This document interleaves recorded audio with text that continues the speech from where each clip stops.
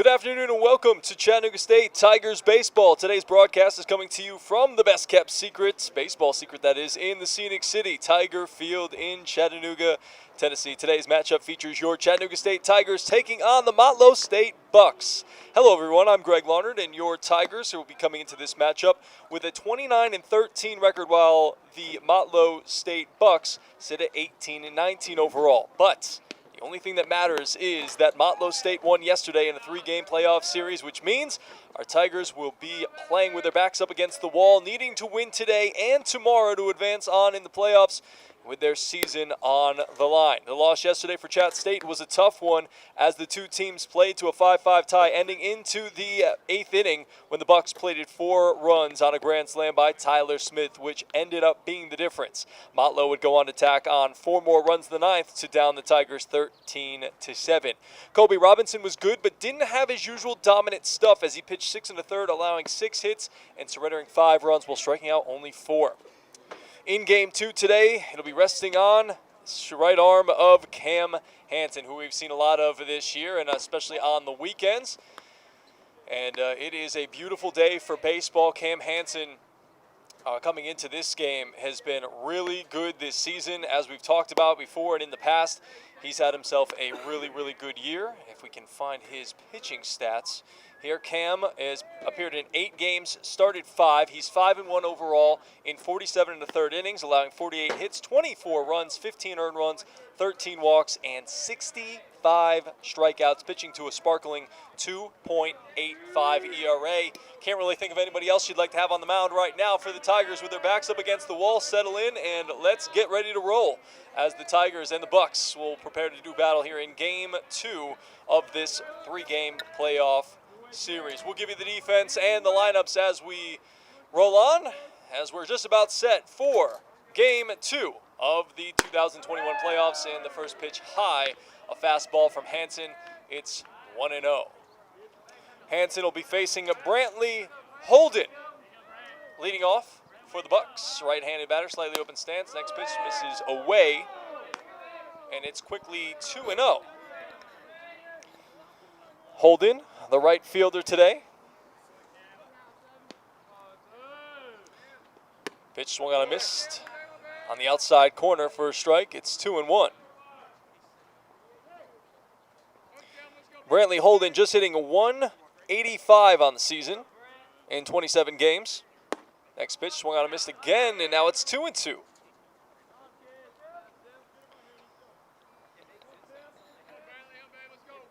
Hansen looking to come back from a 2-0 deficit. There's 2-2. That one just missed off the plate. And now the count moves full. And that's not a bad pitch from Hansen. Generally, what you're trying to do there when it's 2-2, 1-2, something along those lines, you try to nibble on the outside corner, see if the pitcher or the batter will fish. And that one's way outside, and that'll be a leadoff walk to Brantley Holden to get the Bucks going here this afternoon.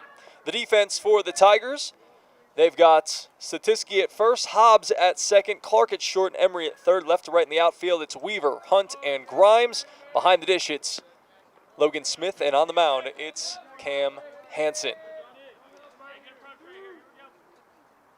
Next batter will be Jack Connolly, the center fielder. Left-handed batter that takes one inside, strike 1 on the inside corner. You'll notice Griffin Clark playing up the middle. Not quite double play depth, playing a little bit more up the middle towards the second base bag with the left-handed batter, playing a little bit of a shift as you see the third baseman Emery playing way off the third base bag. Looking to bunt, and he pops that one up and foul. It'll go out of play.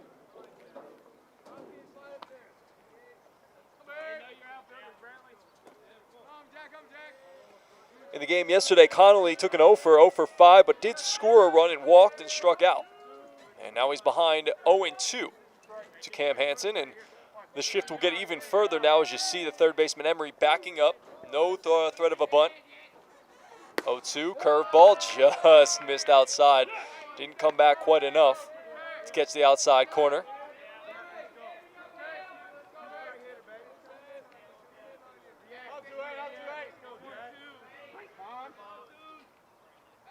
As he calls time, Hansen looking to go and work quickly. You see the outfield is shifted a little bit around towards right as well. playing the pull. 1-2 from Hansen. That one swung on and popped up. It'll be just into the shallow right field, and Grimes comes over, makes the grab. That's one away.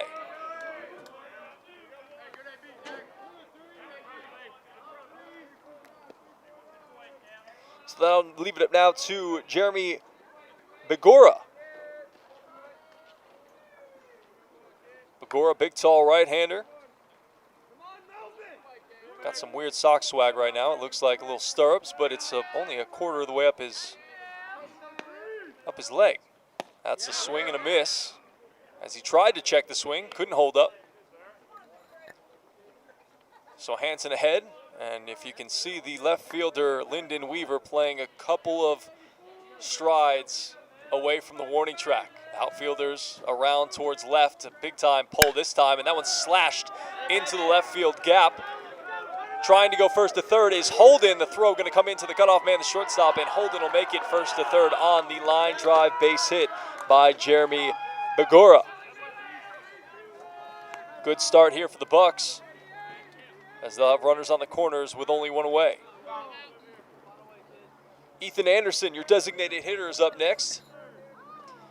Anderson yesterday also DH'd and had himself a nice day. 3 for 5, 4 runs scored, and 3 RBIs. Motlow put up 3 in the first inning against Kobe Robinson yesterday, looking to do some damage against Cam Hansen here today. The outfield and the infield are shifted way around towards left. Hansen does throw relatively hard, but he's a lot of breaking balls, as you saw one right there. And that makes the hitters, or that tends to have the hitters a little bit more out in front and more willing to pull the ball.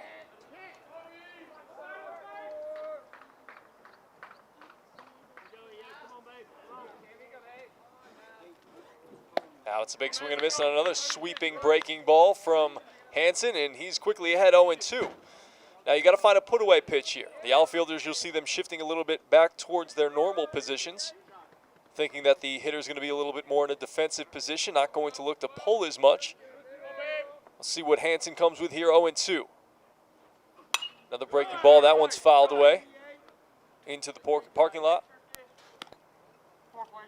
As you hear, we get a little extra sound today because we've got the crowd mic down behind home plate.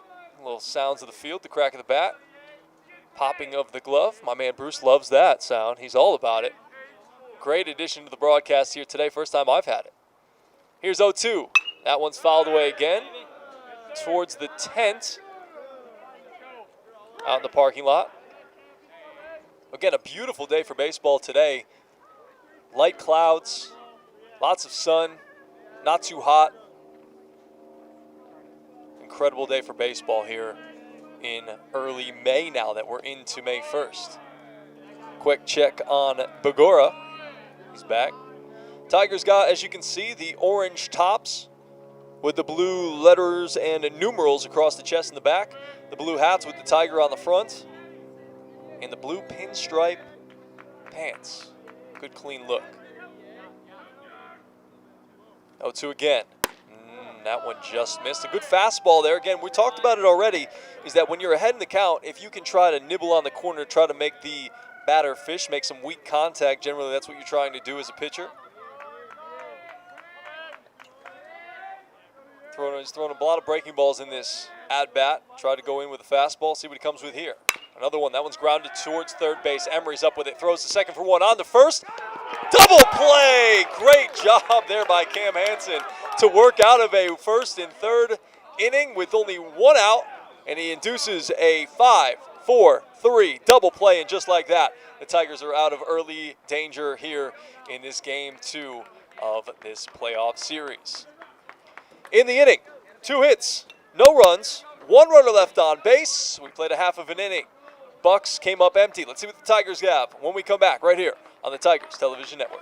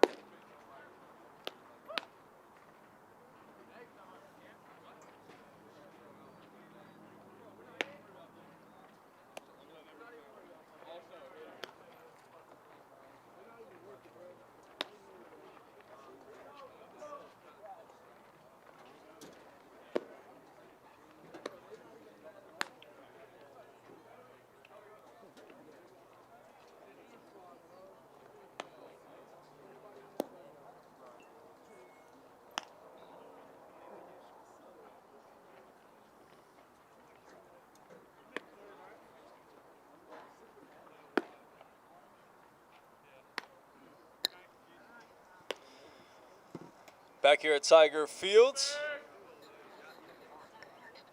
at Greg Dennis Stadium. Greg Larnard along with you here today on this Game 2 of this playoff series. I'm sorry I couldn't be with you yesterday, but I'm sure the broadcast was good. Tigers just got to win this one today. Let's give you a rundown of what we have coming up to face the pitcher, Meadows.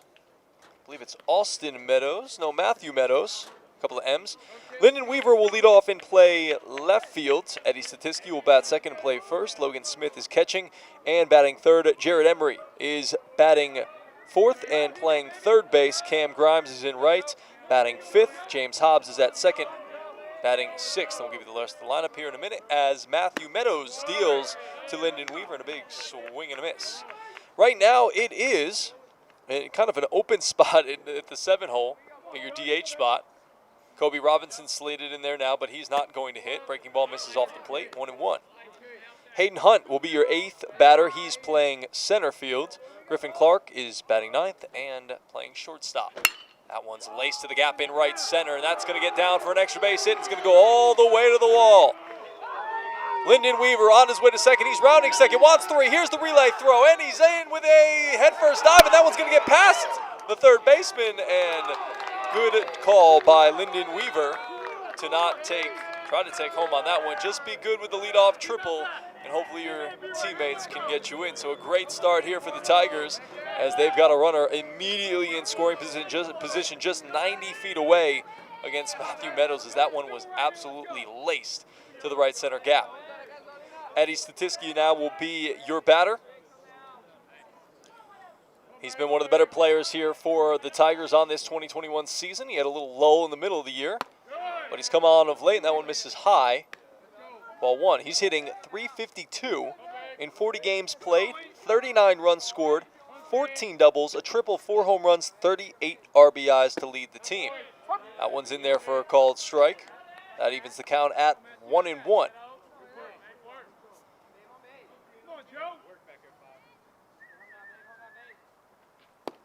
Misses inside from Meadows, and Meadows is actually the man the last time before yesterday these two teams faced. He started against the Tigers against Cam Hansen as well. Hansen got the win in that one.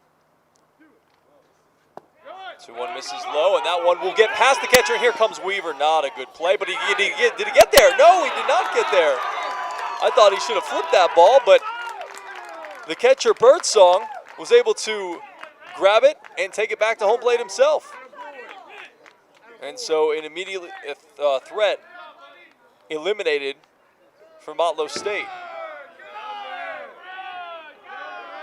Maybe not a great decision there from Lyndon Weaver to try to swipe home. There was some indecision. You could tell him kind of stammering a little bit down the line, and when he decided to go, it was a little bit too late as Statiski takes up high, and that's going to be ball 4. So there's one away. And now they've got a runner back on first base, and Logan Smith will be your batter now. As I was saying, Matthew Meadows started the game against the Tigers the last time these two teams faced each other, and that was at Motlow State. Went 3 2/3. 3 hits, 4 runs, 5 walks, and 5 strikeouts. So walks were a problem for Meadows. I'll give you his season statistics as well. Quick check on Statiski. Yesterday in the game, Logan Smith was your designated hitter. He went 1 for 4 with a run scored and a walk.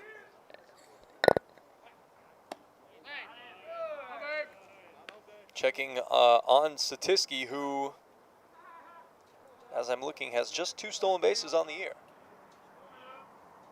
More of a power threat than a running threat, and that one's slashed into the parking lot by Smith.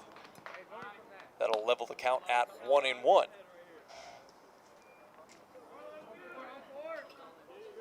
Logan Smith had a concussion earlier in the year that he had to deal with, but James Basham, his replacement, played extremely well in his absence, and they were able to keep things rolling offensively without him. But it's good to have him back, and a breaking ball does not bite on it, and it's 2-1. Motlow State playing relatively straight up. The outfield maybe has shifted a little bit around towards right. At least the center fielder and the right fielder are. Again, Statiski barely off the base.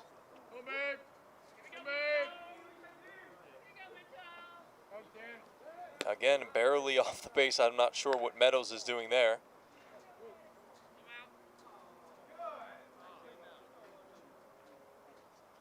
As they call time because he's got a little bit of dirt down his pants. Happens every once in a while. Got to shake it off. As, what was that, Taylor Swift once said? Shake it off. That one's inside and misses. Now it's 3-1. That's something we talked about with Meadows, is that control sometimes can elude him. As we look back on his season statistics, I'll give you those in just a moment. All right, now we have time because he's again checking on Statiski for the 20th time. He's pitched in 10 games this year, started 8 of them. He's 1-3 in 34 innings, has a 7.68 ERA. That one misses wide, and that'll be ball 4. So, after Weaver cut down on trying to steal home, 2 straight walks, and Meadows finds himself in immediate danger again with a runner in scoring position for Jared Emery. Meadows on the season has allowed, in those 34 innings pitched, 47 hits, 31 runs, 29 earned, 20 walks, and 40 strikeouts, and 7 home runs. Emery, standing in from the right side, has been one of the better hitters in this lineup this year, and he floats that one to right. Going back is Horsley, and he's shy of the warning track. Statiski's going to tag and trot into third base very easily as the throw comes into second base. So 1 pitch to Jared Emery and 2 outs now. That one carried a little bit more than I thought it would. Okay, let's go. Doesn't really look like there's much wind out there today. The trees aren't really moving around. We have no flag to base it off of. Just a nice, calm spring day. Now it'll be up to Cam Grimes, our right fielder today, looking to plate the game's first run in a big swing and a miss on a breaking ball. And generally, that's what you'll see pitchers go with when they're in danger and have runners in scoring position. Try to keep that batter off balance. They want to be aggressive generally. So you go with a little breaking stuff. Quick check on the runner at first. Smith, he's back. Grimes on the year, .318 batting average in 28 games, 25 starts, 25 runs scored, 4 home runs. That one's grounded foul to the third base dugout. 23 RBIs, 14 walks, and 15 strikeouts. He's got a .438 on-base percentage. Would be good if he could get on here, but he's going to have to battle down 0-2. See if he shortens up the swing, puts it in play, makes something happen. Also be interesting to see, and we haven't seen it yet in the first 2 pitches, if Logan Smith wants to be off and moving to try to steal a run and force something to happen. And Meadows throws it away, and it finally comes back to bite him. His continual checks on the runner at first base, who, again, not going anywhere. And there's nothing but bad things that can happen there if you continually check on the runner at first base. So the Tigers steal a run on a mistake by Meadows, and it's 1-0 Tigers. As Statiski comes around to score, and Logan Smith will go to second base. So now Cam Grimes can get a little extra insurance here in the first inning, and he will not. He swings and misses over a breaking ball, and that was a gift run for the Tigers via Matthew Meadows. We've played 1 inning here in the half of the inning. 1 run, 1 hit, 1 runner left on base. It's 1-0 Tigers as we head to the second right here on the Tigers Television Network.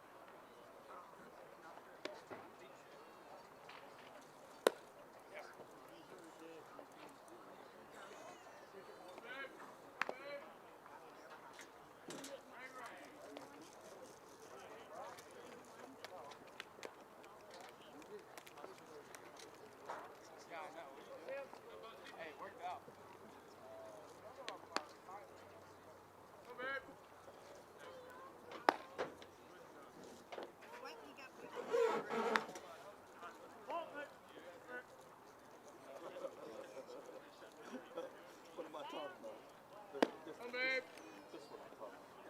Micro man. Micro. Miracle Pro. Smug ass look. Come, babe. You fooling me, dude. Hush up. Hush your mouth. Come, 2-9. I'm ready.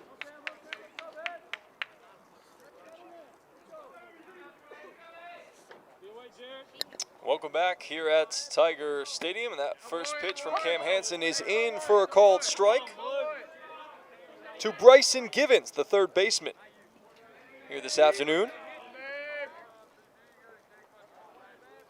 Again, 1-0 Tigers, top of the second, another swing and a miss, or a swing and a miss, I should say. Hey, flush it right now. Come on. Hey, let's go.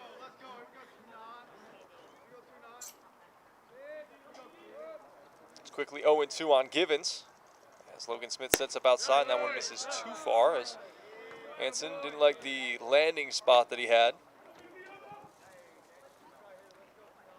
Let's go. Come, Ray. Speed drive it, baby. Keep it simple. In the game yesterday, Givens went 1 for 4 with a run scored and a strikeout. Right-handed batter against the right-handed pitcher. Here's the pitch. Slider missed high and away, and it's 2-2. Hasn't had the great commands thus far of the breaking stuff that we normally see from Cam Hansen. 2-2. There's the breaking ball again. That one misses just wide.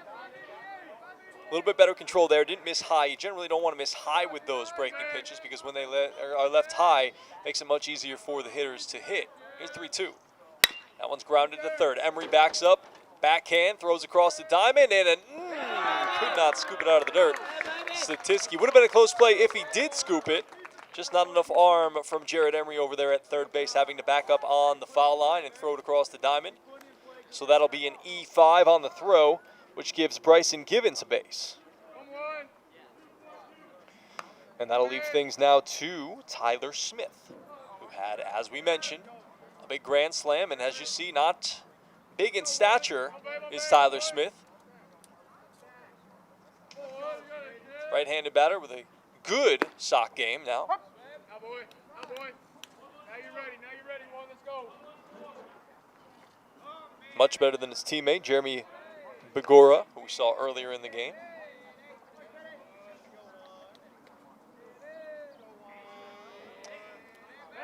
Quick check on the runner at first. Smith on the year, just 2 home runs on the year. Hitting .268, 33 games, 20 runs scored, 30 hits, 5 doubles, 2 triples, 2 home runs, 19 RBIs.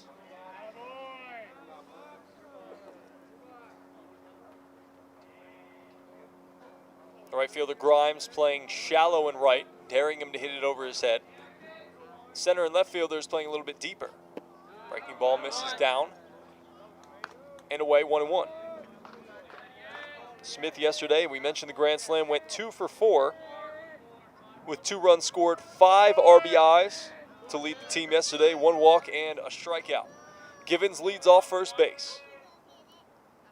The breaking ball misses wide. And it's 2-1. Ken Hansen just has not had the good command like we've seen it at times this season with the breaking ball. That fastball just misses off the plate as he tried to come back with a fastball. The heater, now it's 3-1.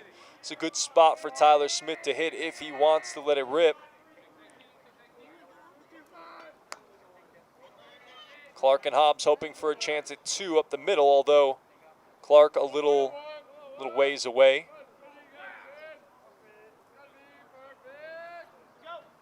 That one's popped up on a 3-1 pitch and it'll stay in the infield. It'll be a home run in a silo dome, but Clark makes the grab just behind the second base bag.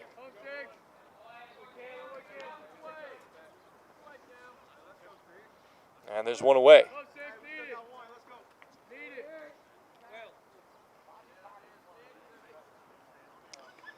Next up will be Wells Gunter, your second baseman today for Motlow State. Gunter was in right field yesterday, had a couple of hits, 2 for 5 and 2 RBIs. First pitch, there's a breaking ball in for a called strike from Hansen.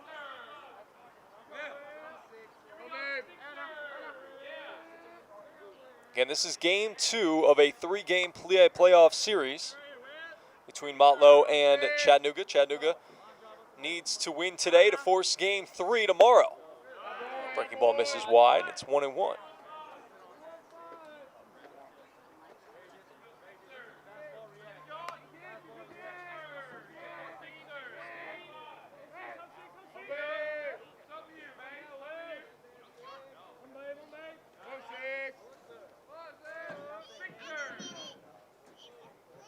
Quick check on Givens at first base. Nothing doing over there. As a team on the year, Motlow's just stolen just 33 bases. They've been caught 5 times.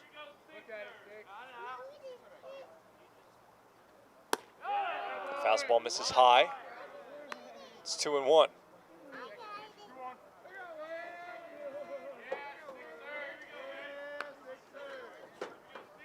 Hansen on the year in 47 1/3 innings coming into this game had walked just 13 and struck out 65. That one's flared off to the right side towards the parking lot. That one will get over the tent in the handicap spots. It's behind the first base dugout. So control generally hasn't been the problem for Hansen this year. He hasn't had many problems. You might remember he threw a one-hitter to open the year against Cleveland State. Excuse me, it was a no-hitter. Was it a no-hitter? Yeah, one-hitter, right? Because, yeah, he allowed the double down the left field line in the 7th inning. That's right. I was here for that one. That one's flared off to the right side again. Yeah, allowed the one-hitter in the opening game against Cleveland State, or the opening series. And then in the second series against Walter State, his next time out, came out and threw a no-hitter in 7 innings. The only time Chattanooga's beaten. That one's in there for a called strike 3. Gunter caught window shopping, and that's 2 away. That'll be the first strikeout for Hansen today, who strikes out more than 12 per 9 innings. He'll contend with Rhett Birdsong, the catcher. Now, looking to bunt with 2 strikes. That's a bold, 2 outs. That's a bold strategy, Cotton.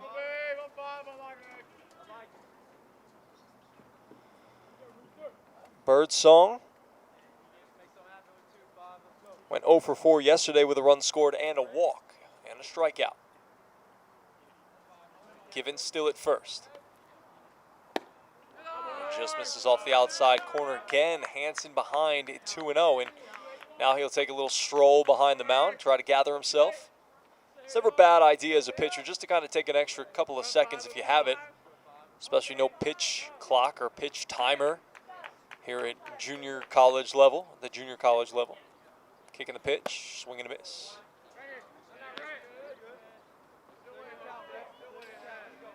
As you can tell, Motlow States haven't called it out yet, but they're repping the bright yellow tops with the green lettering and numerals across the chest and the back.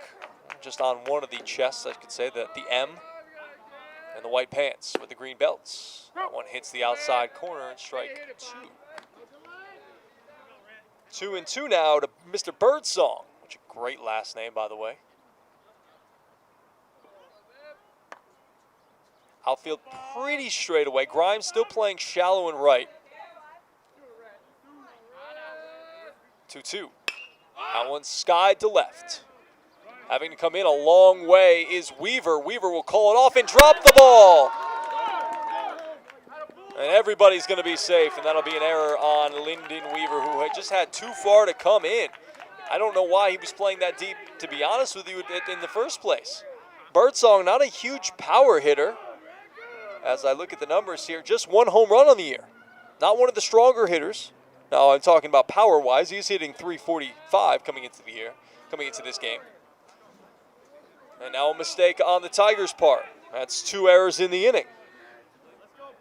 That'll put runners on second and third, and now Hansen's going to have to pick up his teammates. Cannot have these errors. An error cost the Bucks a run. Now the Tigers trying to give it back, and Hansen will try to avoid that. As the first pitch to the 9 batter, Brendan Horsley is in for a strike. Horsley playing right today, a left-handed batter. Right up on the batter's box, slightly open stance. Here's a pitch. That one nips the inside corner, and it's quickly 0-2. Now Hansen not messing around, ahead 0-2.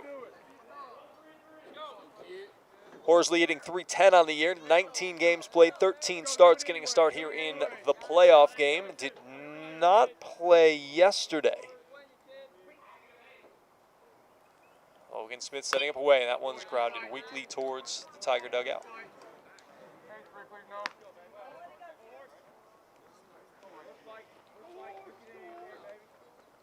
Weaver still playing fairly deep in left field. Hansen still playing, Grimes still playing shallow and right. Maybe you want to pull in a little bit in left field. Here's the 0-2. Breaking ball, just missed. And Smith, though, points out to Hansen to say, nice spot, good pitch. Again, when you're ahead, you want to just miss.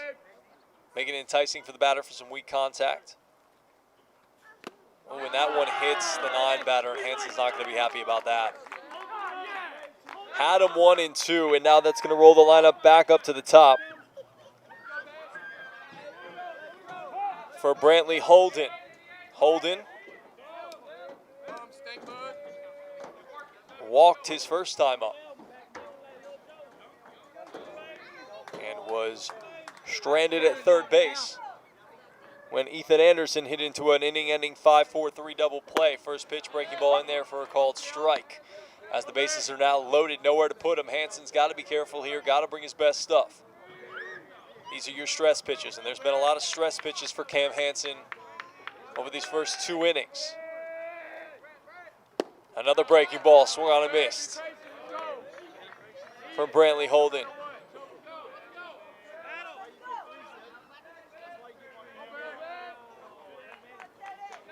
You see Hansen checking his wrist there to get the sign. Ahead 0-2. Another breaking ball lined right at the second baseman. He'll play it on a hop and on to first base, and more trouble avoided for the Tigers and Cam Hansen in the top of the second inning as Hobbs ends the inning with the ground ball, and Brantley Holden is retired 4-3. So, in the inning, the Bucks leave them loaded and cannot score. The Tigers will be coming up next in the bottom of the second here on the Tigers Television Network.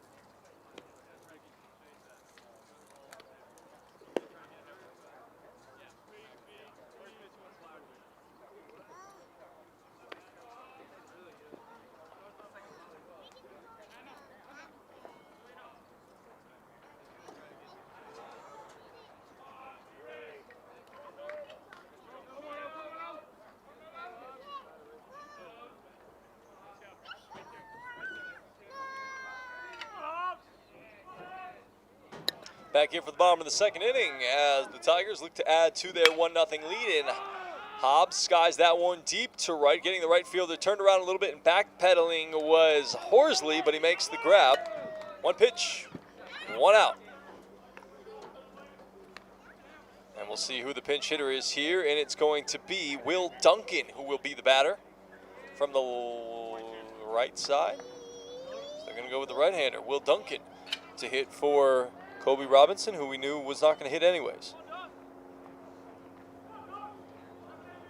So Hobbs retired, F9, and now Will Duncan will be your DH.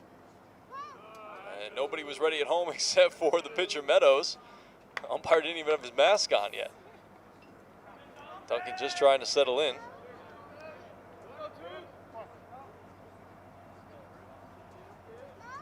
First pitch to the right-handed batter. Clips the knees and the inside corner for strike one.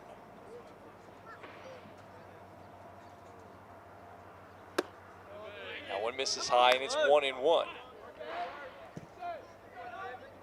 Duncan, a freshman outfielder. He's 5'10", 180 from Mandeville, Louisiana. My old stomping grounds, not of Mandeville, but Louisiana. We have a minute. I'll set the defense for the Bucks. That one's slashed to right. Again, another shot for Horsley, and he makes the grab. And they were quickly 2 away. 2 F9s to open up the inning. Here's your defense for the Bucks. Givens at third, Smith at short, Gunter at second, Begora at first. Left to right in the outfield is Holden, Connolly, and Horsley.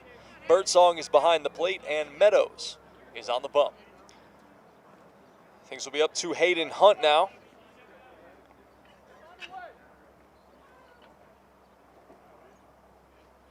Center fielder takes a strike. Hunt played yesterday, went 1 for 2 with a walk and a run scored.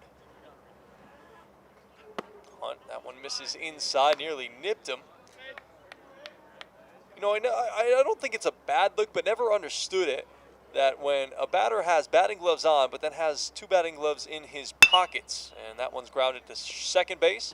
Nice backhanded play, and nearly a throwaway was Gunter. But Begora up to the task, stretching and making the play. And that'll be an end to a quick bottom of the second inning for the Tigers as they go 1-2-3. We've played 2 innings here at Tiger Field. 1-0 Tigers as we head to the top of the third, and Cam Hansen will be back at it when we come back right here on the Tigers Television Network.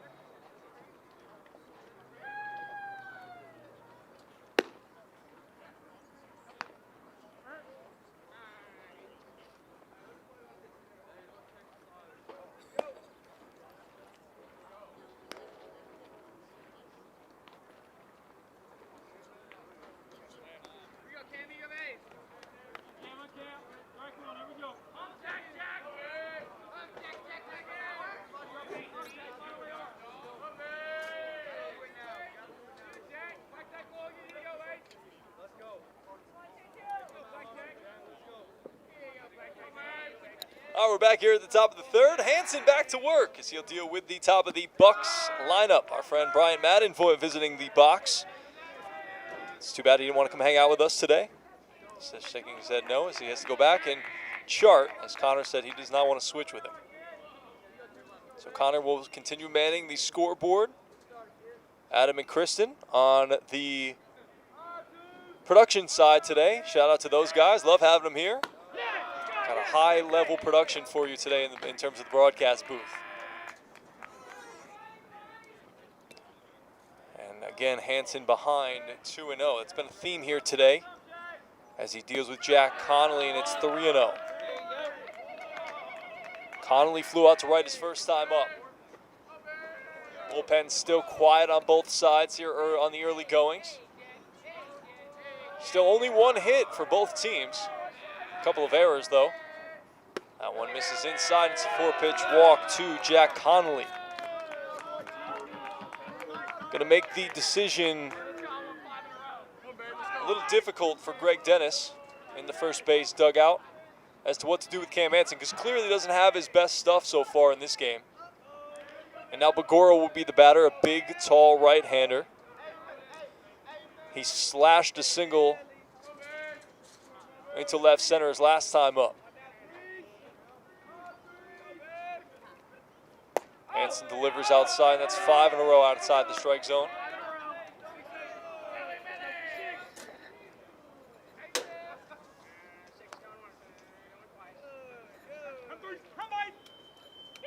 Bagora on the year.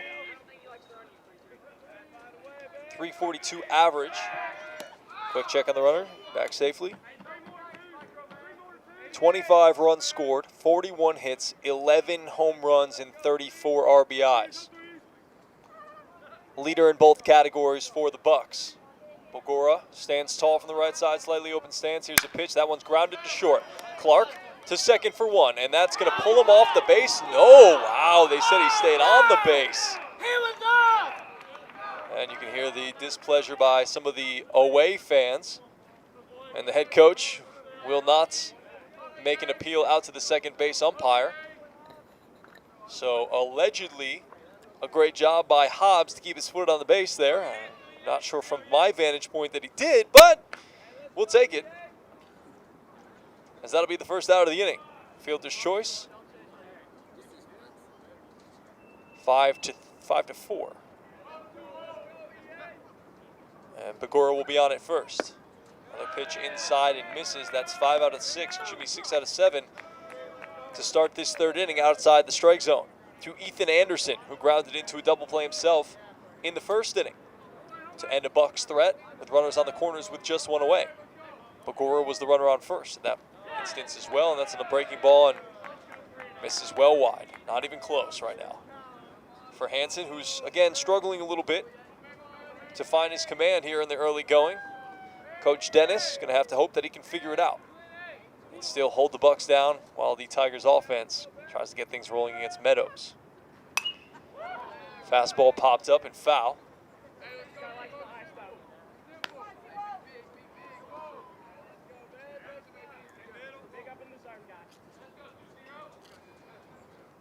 Infield and outfield shifted around towards left, as you see. Weaver deep again in left. Hunt in about left center almost. Breaking ball backs up over the inside corner. Maybe not where he intended it, but it'll be a strike nonetheless. It's 2-2 now. Grimes still playing shallow and right. Kind of his, maybe has shifted a little bit around towards left center. As you see, the infielders have shifted around as well. That one's lofted to shallow right. Grimes coming in, going back is the second baseman, and not going to be able to come up with it is Hobbs. That one was just well placed in no man's land.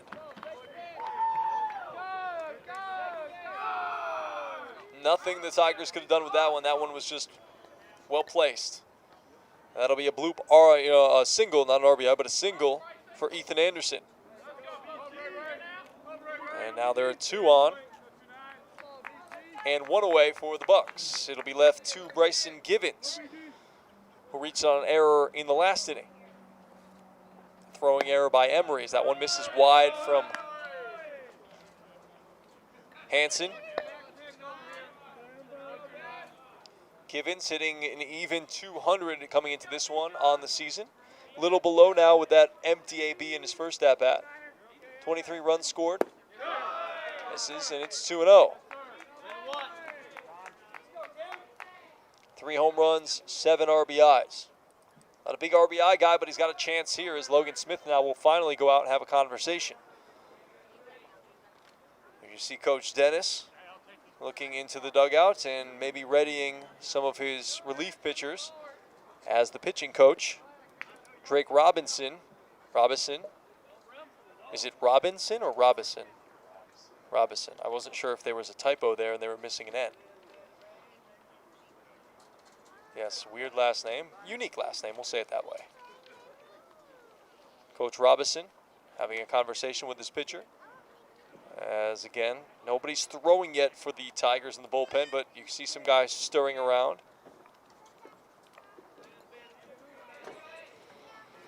Sitting on the opposite side of the press box today for the first time, so it's nice to be able to see a little bit more into the Tigers dugout. See what's going on. As Hansen, for the third straight inning, will have to work with runner, or at least one runner in scoring position. It's a pitch to Givens. Fastball misses up and in. And it's 3-0.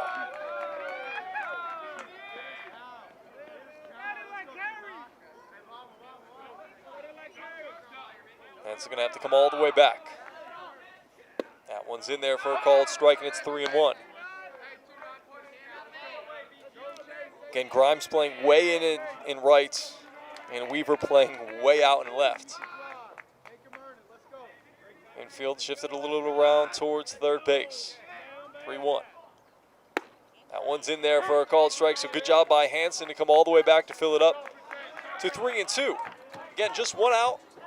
Tigers looking for a twin killing here. Double play would be nice. 3-2 pitch. Swung on and missed. A great pitch by Hansen to get Givens fishing, and that'll be the second out of the inning. So after the chat throws a ball and then comes all the way back with 3 straight strikes to strike out Givens. 2 away now. Runners on first and second remain, and now it'll be up to Tyler Smith, who popped up to the shortstop. His opposite number, his first time in the second inning. And now Hansen's beginning to find it a little bit. He splits the plate in 2 for strike 1.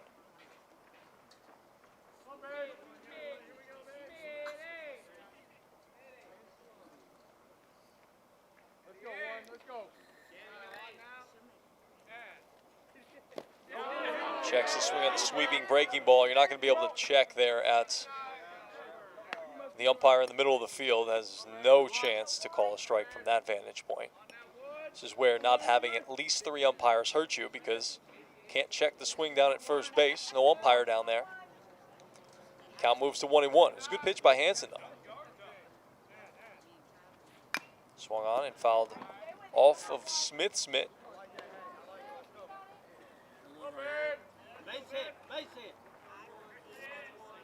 Hansen now ahead 1-2. Again, hasn't had great command of the breaking ball. See if he wants to use the sweeping breaking ball here. He got a strikeout of Givens, the last batter with the breaking ball. See if he goes back to the well at 1-2 to Smith. There it is, and it's pulled it down the third base line. Foul.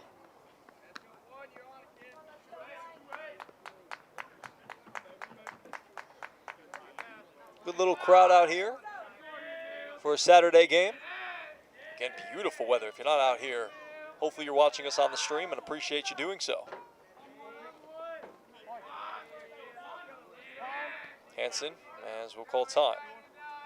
B. Smith in the batter's box.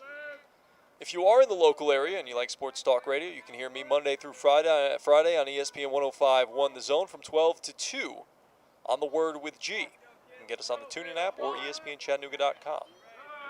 1-2. Breaking ball misses wide. Count evens now at 1-2. There is a free base open, but you would rather not push another run into scoring position and have a guy 90 feet away. But Begora is at second. Anderson is at first. Smith trying to work out. Hansen trying to work out. Quick check on Begora. 2-2, 2 outs. Charged up those 2s.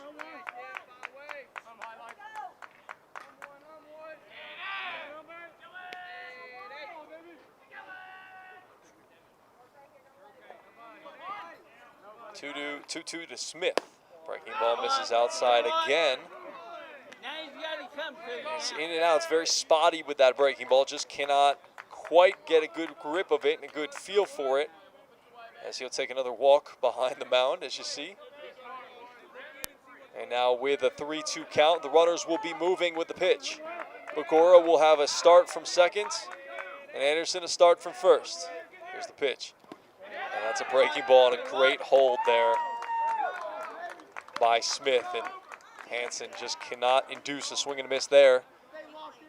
As you see Coach Dennis, I'm looking at him now, he's got his head down, thinking about what to do next with one of his aces. It's back-to-back days where his aces have not had their good stuff. Does he stay with him, or does he get a reliever up in the pen? This is not an ideal situation. Bases loaded, here's a pitch. Swung on and popped up, shallow right. Grimes has been playing there, has barely had to move. And again, Hansen able to wiggle away out of trouble and out of danger at the hands of the Bucks. They have failed to score once again as they leave the bases loaded. We've played 2.5 here at Tiger Stadium. 1-0 Tigers here on the Tigers Television Network.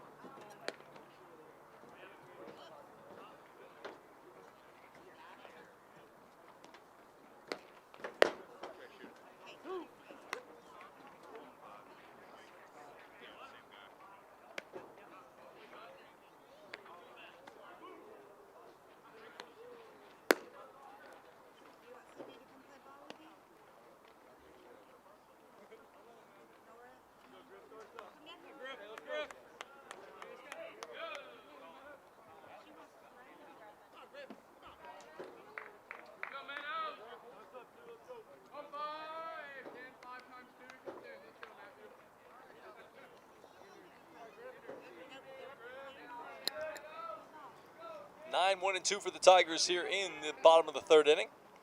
Griffin Clark leads things up, and that one will be popped straight up. Looks like Birdsong will have a play. He does. He makes the play. 1 pitch, 1 out.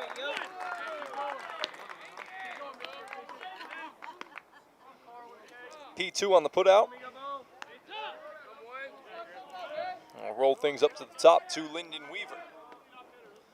While the Bucks have had traffic in every single inning, I've gotten a run into third every single inning, they've failed to score. They've hit just about through their batting order twice already. This will be the first time that the Tigers get through their batting order. First pitch misses high from Meadows to Lyndon Weaver, who tripled to lead off this game in the right center gap, but then was caught stealing, trying to come home on a pass ball. That one missed. Looked like it was going to miss wide, but called the strike. That'll even the count at 1-1.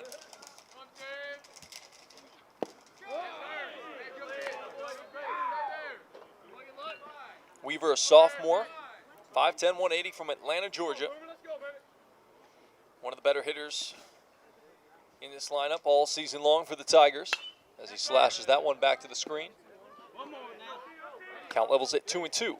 Weaver, the top hitter on the team, hitting .368 in 39 games, 38 starts, 39 runs, 10 doubles, 2 triples, 6 home runs, and 36 RBIs. Second on the team. That one's a good fight, a good foul on a breaking ball. Keep his hands back just enough. As the outfield now will shift a little bit around towards right. Infield does the same, at least on the right side. Second baseman moves a little bit wider, and that one's dumped into left center. That one will get down for a base hit. Weaver looking for two. He's going to try for it. Here's the throw. It's not in time, and a hustle double from Lyndon Weaver. Gotta love to see that if you're Coach Dennis. A little blooper into left center in no man's land. And as I just mentioned, Connolly, the center fielder, moved over steps to his left to go in more into right center. And that one was blooped into left center, had to come a long way. Didn't get there. Weaver had a lot of time. Didn't hesitate this time and went right into second for a hustle double. So 1 out double for Lyndon Weaver, and he's 2 for 2. Double, triple, halfway to the cycle. Not that I'm jinxing it or anything. Here's Eddie Statiski. Takes on the inside corner, strike 1 from Meadows. And now Meadows will finally have to throw some stressful pitches as he had a 1-2-3 inning last inning. Big right-hander Statiski hitting second in the order today. Breaking ball, sky to shallow right. Coming in is the right fielder Horsley, and he makes the catch, and no tag from Weaver. So Statiski retired on the F9. 2 away now. That'll leave things to Logan Smith with the RBI chance. Logan Smith finished the regular season hitting .344 in 37 games, 29 runs scored, 6 doubles, 2 home runs, and 30 RBIs.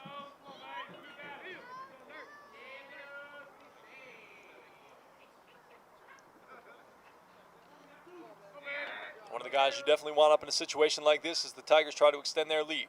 That one's popped up to the second baseman. Meadows going to get out of it as Gunter squeezes it. And the threat does not materialize as there was no runs, 1 hit, 1 runner left on base. We played 3 here at Tiger Field. 1-0 Tigers here on the Tigers Television Network.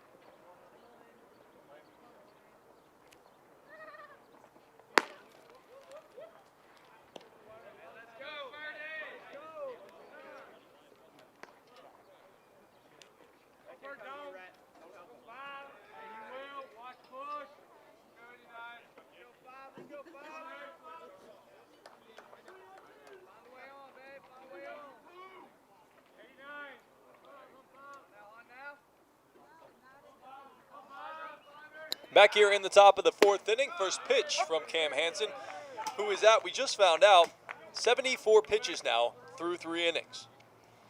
Not long for this game, but has not given up any runs. Breaking ball misses down to Rhett Birdsong, the catcher. Birdsong reached on an error in the last time up in the 2nd inning. Now misses it wide, and that's 2-1 now. It was a ball that should have been caught. Weaver playing too deep, had to rush in for it and left. Again, still playing deep out there in left field. Breaking ball misses wide. Again, the command is just not there, and the field not there for Hansen. But he's been able to wriggle out of trouble every single time he's gotten into it so far in this game. Could be in danger of walking another one here. One clips the outside corner.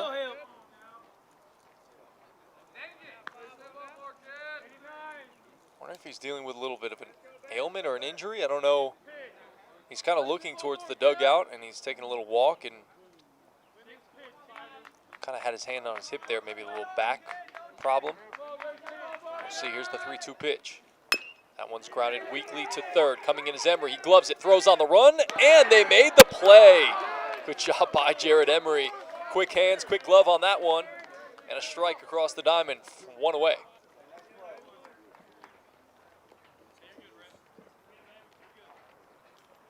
Good play, Jared. 5-3 on that put out. Come back. Come back. Come to. That'll be up to Brandon Horsley, the left-handed batter.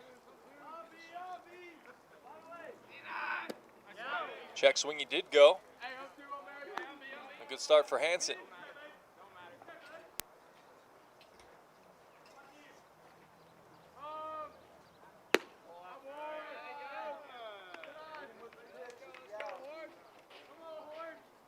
So far, he's walked 3 guys and hit 1 in this game, has Hansen. Doesn't have a lot of strikeouts to show for it today. Generally a guy who, high strikeout guy. He only has 2 in the game.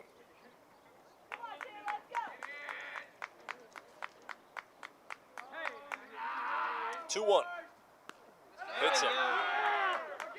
Yeah, Hansen just tell he's a little off. So now we've got some action in the Chattanooga State bullpen, as this will be the second time that Horsley got hit today, so he's not too happy about that, I'm sure.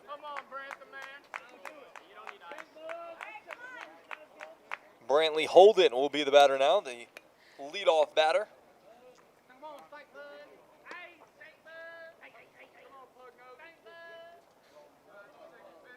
As Logan Smith will bring the entire infield in. No pitching coach out there, but the entire infield will hang out. This is a good move by Smith to just kind of, again, settle in Cam Hansen a little bit, try to work out the kinks. And generally when I played baseball, as a first baseman, you'd go and you know, sometimes I'd go talk to the pitcher, and if I realized he was struggling a little bit, just needed a kind of a little mental break from digging into trying to throw strikes and trying to compete against batters, maybe I'd just say something funny to him, just to kind of break up the monotony a little bit of the game. Maybe throw a little joke, a little something funny, like a funny saying or something like that, just to kind of, again, just change the mindset and just kind of maybe try to relax the pitcher a little bit more. Because again, he's had to pitch in high leverage situations, and he's upwards of almost 80 pitches at this point in this ball game. Looking to bunt, and they're going to let it go foul as Emery grabs it in foul territory. Good call there. As again, you can hear with the field mic right behind home plate. Great addition by the Chattanooga State Communications Department. Just adds to your entertainment value. I hope you've enjoyed it. It's been fun to listen from up here, I'll tell you that. Listen a little bit in my headset. So 0-1 to Holden. See if he's bunting again. Does not. Square or show it there.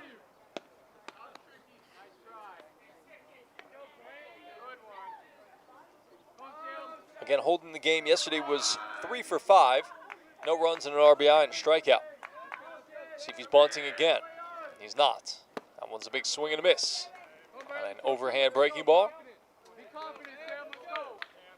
And Hansen ahead for a rare time today, 0-2. See if he can get that put-away pitch. That's been something that he's been struggling with. That's kind of eluded him here.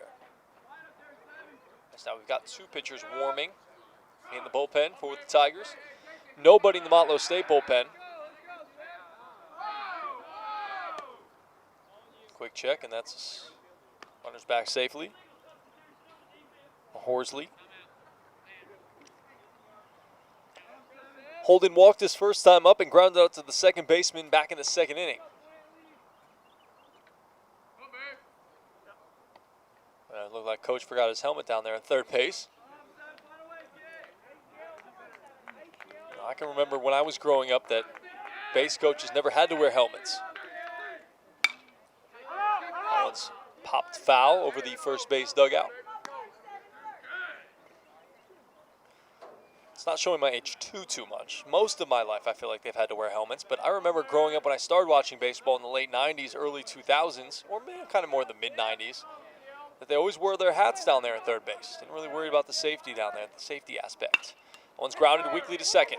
I don't think they're going to have a play at second. They don't. They go the only way for Hobbs to go is to first. As that ball was hit weakly to his left, as you saw. Would not have had time to turn and throw to second base. So they take the sure out at first, and there's now 2 away.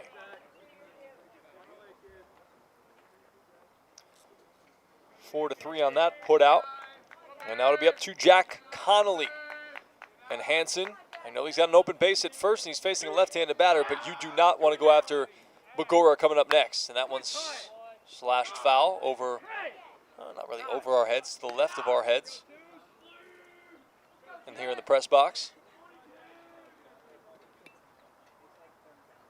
Get a beautiful day for baseball. The clouds have basically cleared up, and now it's just blue skies. Warm mid-70s here today.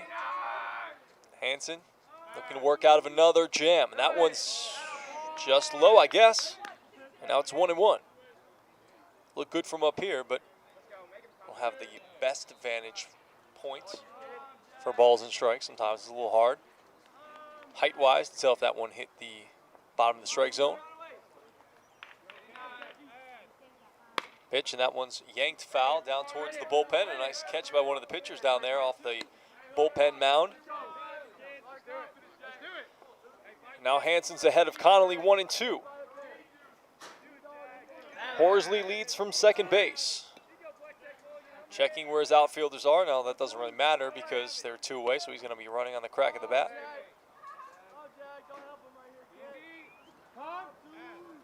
Oh, look out.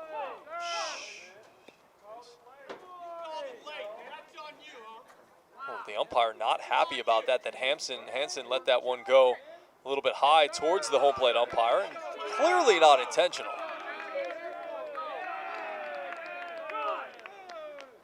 Again, the home plate umpire called it late, and now Greg Dennis is going to go out there and have a quick conversation with the home plate umpire.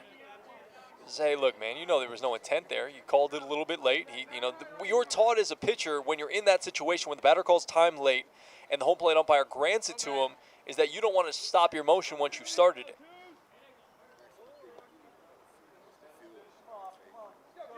Frankly, I don't really like how the umpire stared back at Hansen there. Because, again, not trying to hurt anybody, and you called it a little bit late, and that's going to throw anybody's timing and rhythm off, and he's been a little erratic today anyways. That was great on the home plate umpire.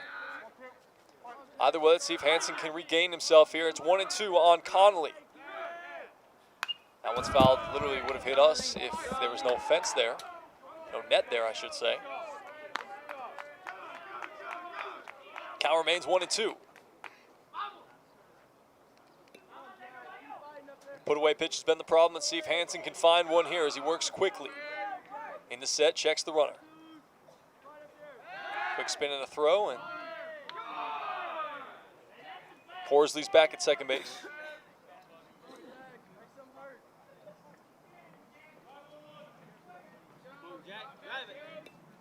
Fourth straight inning, the Bucks have had a runner in scoring position, but they have not been able to score. And a swing and a miss, and that one's going to get away a little bit from the catcher, Smith, but he throws on to Satiski at first base. And once again, Houdini, Cam Hansen, gets out of the inning, and he'll have a conversation with the home plate umpire now, just to say, hey, man, look, I wasn't trying to throw at you. He's tried to stop me late, and I was just going on with my motion, and maybe I just lost the grip a little bit. Either way, the Tigers, again, work out of a jam, and Hansen continues to hold the Bucks scoreless as he pats the umpire on the arm and said, hey, man, no harm, no foul. Didn't mean to throw at you. Wasn't trying to do that. There was no male intent there. As he gets his third strikeout of the game, and we go to the bottom of the fourth. Game 2 of the playoffs. Tigers looking to stay alive. They lead 1-0 here on the Tigers Television Network.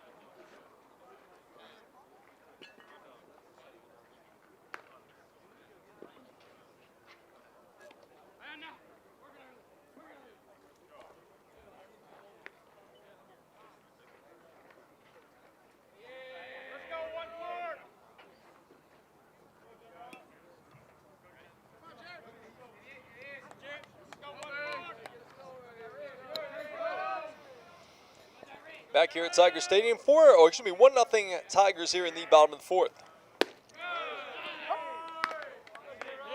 It'll be the middle of the order for the Tigers. Jared Emery, Cam Grimes, and James Hobbs. Matthew Meadows has thrown pretty well here today for the Bucks. The only run he gave up was of his own doing. That one slashed over Coach Dennis's head as he bends out of the way. Count goes to 1-2. And Tigers scored their only run in the first inning. Lyndon Weaver led off with a triple, then was caught in between trying to steal home on a pass ball and got caught by the catcher Birdsong. Eddie Satiski then walked, followed by a Logan Smith walk. And Satiski would come around to score on an error, and that one slashed through the 5-6 hole. Base hit for Jared Emery. And Satiski would come home on a check of Logan Smith over there at first base, and in that first inning, for whatever reason, Meadows was obsessed with trying to pick somebody off first base. Got a little too obsessive with it, threw one in the dirt, and which Bagora couldn't dig it out, and it got past him down towards the bullpen down the right field line, and that's how the Tigers scored their first run. Well, now they've got to run around first base to lead this one off. And Jared Emery. See what Cam Grimes is going to do here, what Coach Dennis has on, if he's going to try to bunt him over, or if they're going to let him swing away. He'll swing. That one hits the outside corner, strike one. Very slow, methodical signs from Coach Dennis down there at third base.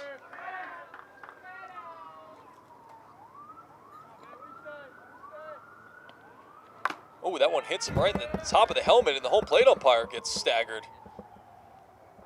Been a tough inning here in the fourth for the home plate umpire.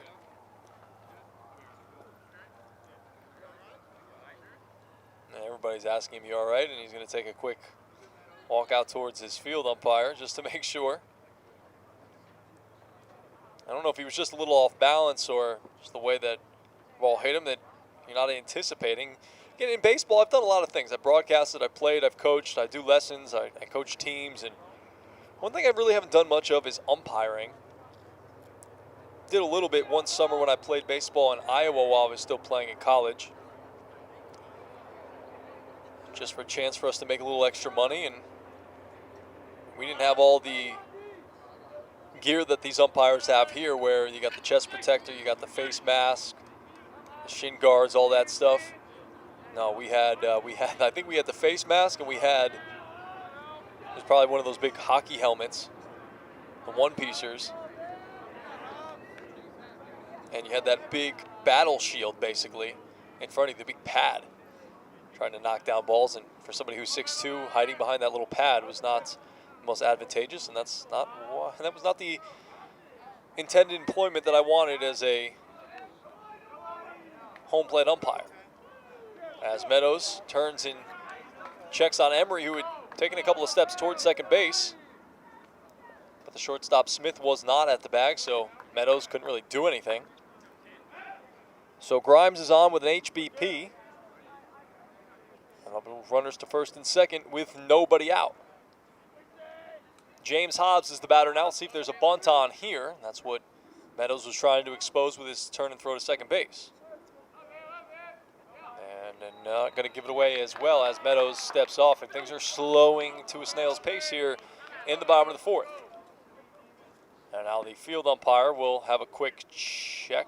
I don't know what he's checking on, but he wants to have a quick chat with the home plate umpire.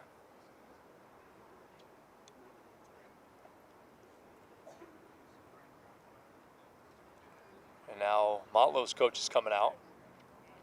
I don't know if they're still concerned about the home plate umpire or not, as they're going to check with the trainer now. Potentially. Maybe a potential concussion here for the home plate umpire. Chattanooga State's trainer is going to make her way out to the meeting of the minds here in the middle of the field.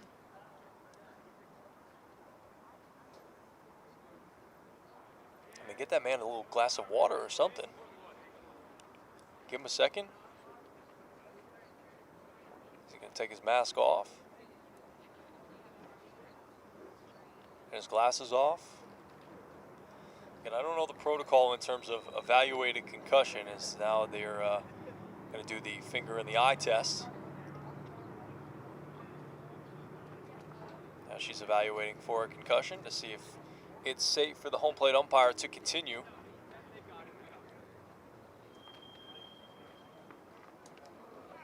He said he felt okay. And we all want to push through here, but health and safety at the forefront of our minds at this point for the home plate umpire. And I don't know what they would do if he can't continue. I don't think he is going to continue. I think they're going to take him out of this ball game, which means that the field umpire would move to the home plate, and I don't know if the home plate umpire would go to the bases or if he's just done for the day.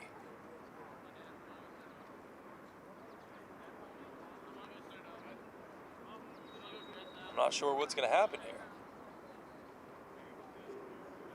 We might have to take a little bit of a respite in the middle of this game. That's what it looks like is going to happen. So the umpires will either have to switch, or the field umpire is just going to put on his gear, and hopefully he brought gear just in case. I assume that all of these umpires, college umpires, do bring the gear. So now we'll have a little stoppage in play, and we'll take a little break here on the Tigers Television Network. Again, 1-0 Tigers as we look to switch the umpires, and hopefully we'll be back in just a few minutes. Hang tight. This is the Tigers Television Network here at Chattanooga State.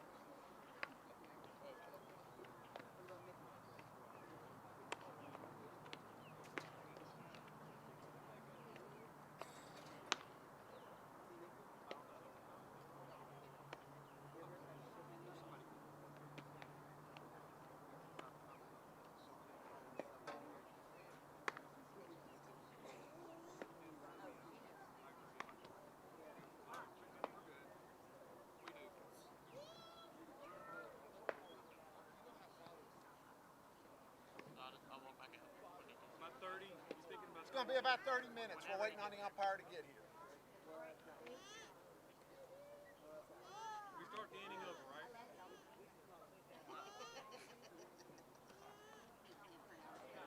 Hey, no, you get the next round because your guy hit it.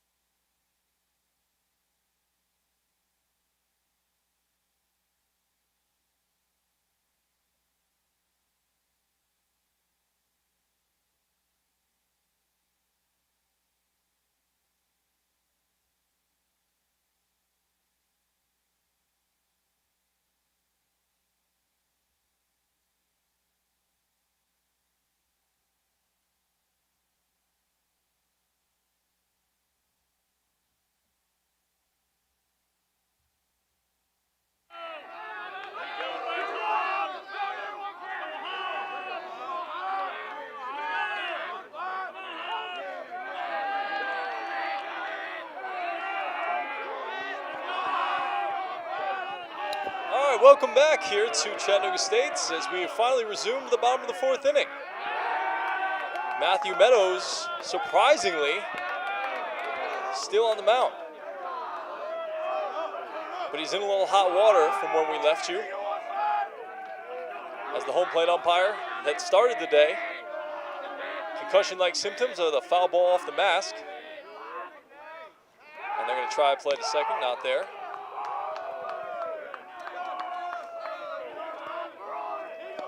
So let's reset it for you. Starting the inning was a single by Jared Emily here in the bottom of the fourth. Cam Grimes was then hit by a pitch, and now it's up to James Hobbs. Still has not seen a pitch. Expecting the bunt, potentially is Motlow, not there, and it's grounded towards short. Smith flips to second for one, that's all they'll get. That's all they'll get. So that's the first out of the inning. As Grimes is cut down at second base on the fielder's choice, one away.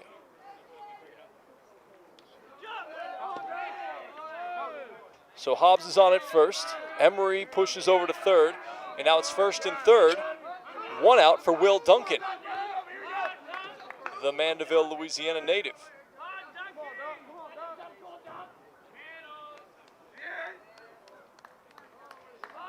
See if Chattanooga State leading 1-0 if they want to put a play on here, first and third.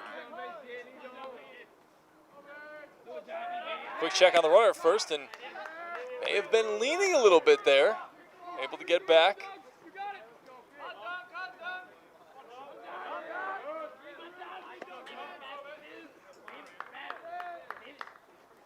Meadows delivers. That's a fly ball to left. Holden is there. Tagging at third base is Emery. He will not go. He'll take a couple of steps. It was a good throw to home. And on the throw, moving up, will be Hobbs. So Duncan retired on the F7. That's 2 away. Tigers still threatening now. 2 runners in scoring position. It'll be left to Hayden Hunt. Hayden Hunt on the year hitting .333 coming into this one. In 35 games played and started, 34 runs scored, 24 RBIs, looking for 25 and potentially 26 here. First pitch in there for a called strike. Hunt thought that was maybe down, but clipped the knees on the inside corner. And it's 0-1.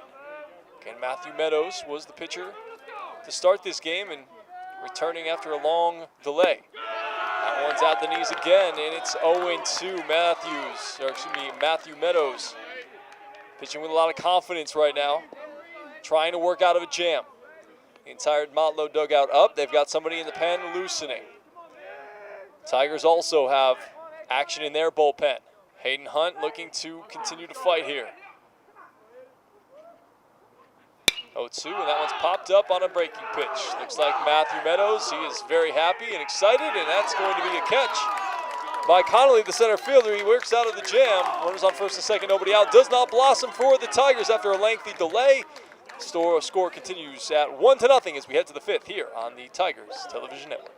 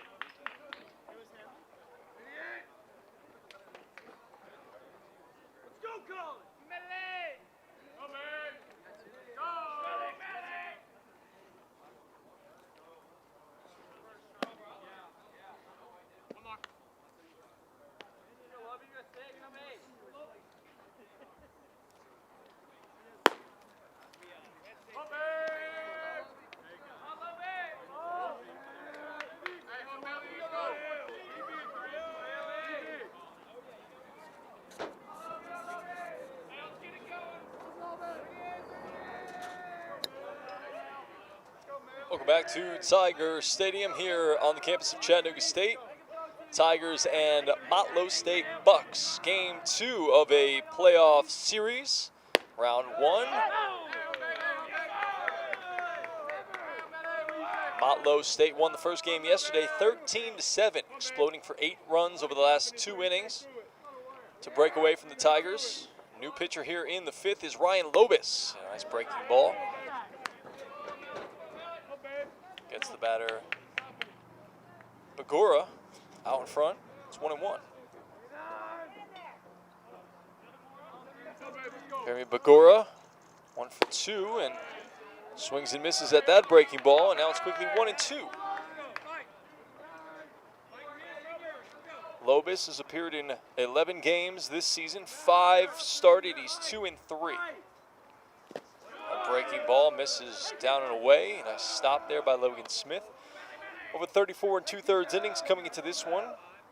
41 hits, 29 runs, 27 earned, 15 walks, 35 strikeouts, and a 7 ERA. Not the greatest season for Ryan Lobis, stats-wise. A couple of tough innings, and that's a fastball right at the letters. That catches Boguera looking. So 1 batter and a strikeout for Ryan Lobis. And it's not a clean throwing around of the baseball there by the Tigers. Tough throw by Smith down the 3rd, corralled by Emery, and then Hobbs threw it over his head. But we're back at it as Lobis has a new baseball, and Ethan Anderson will be the batter now, your designated hitter today.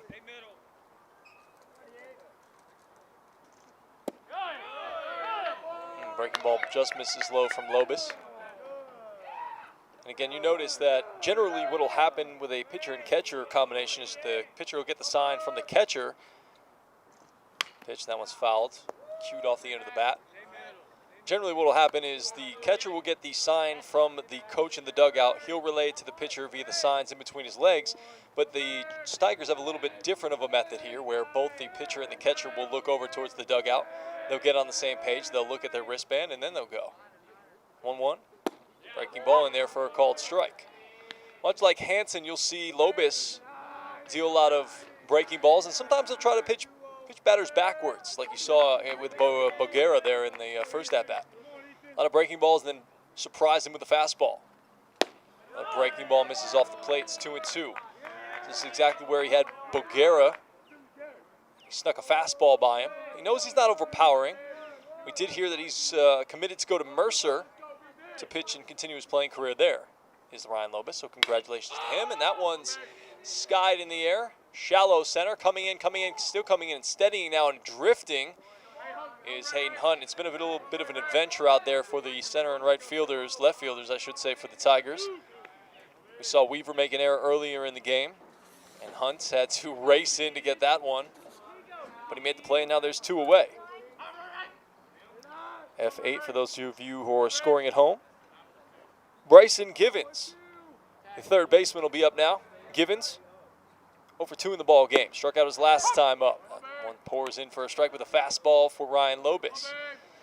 I think that's what makes him so good, is that he will pitch you in different ways. Now it's a breaking ball in the inside corner. Now Lobis is a little bit lubricated. He's feeling good. Getting into a nice rhythm here. Love to see a pitcher getting a nice rhythm, especially after a 45-hour-long delay. Let's get it going. Breaking ball is stopped by Smith.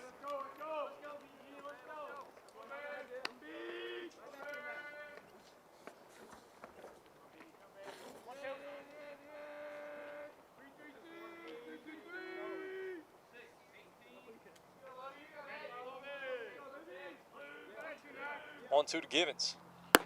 Fastball misses high. So the book is officially closed on Cam Hansen, who started and threw about 100 pitches over 4 innings, was not very economical, but was able to work out of some jams. That one's pounded on the ground towards 3rd. Coming in is Emery. Steadies, throws, and an easy out on that one. 5-3 put out. No runs, no hits, nobody left on base. We've played 4.5 here at Tiger Stadium. Tigers coming up in the bottom of the 5th here on the Tigers Television Network.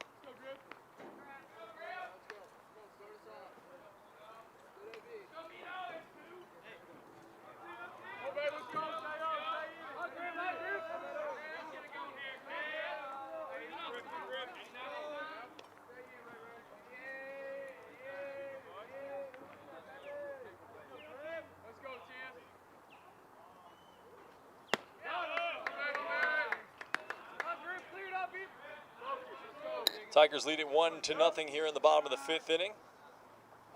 Matthew Meadows continues on and is turning out to be one of the better outings so far of his season, coming in a big moment here in the playoffs.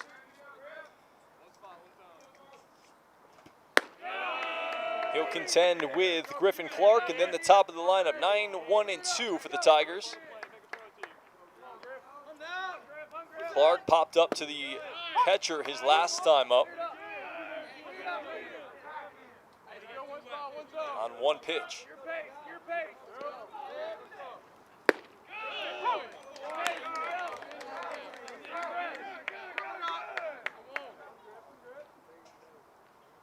Count now goes full to Clark. Here's a pitch from Meadows.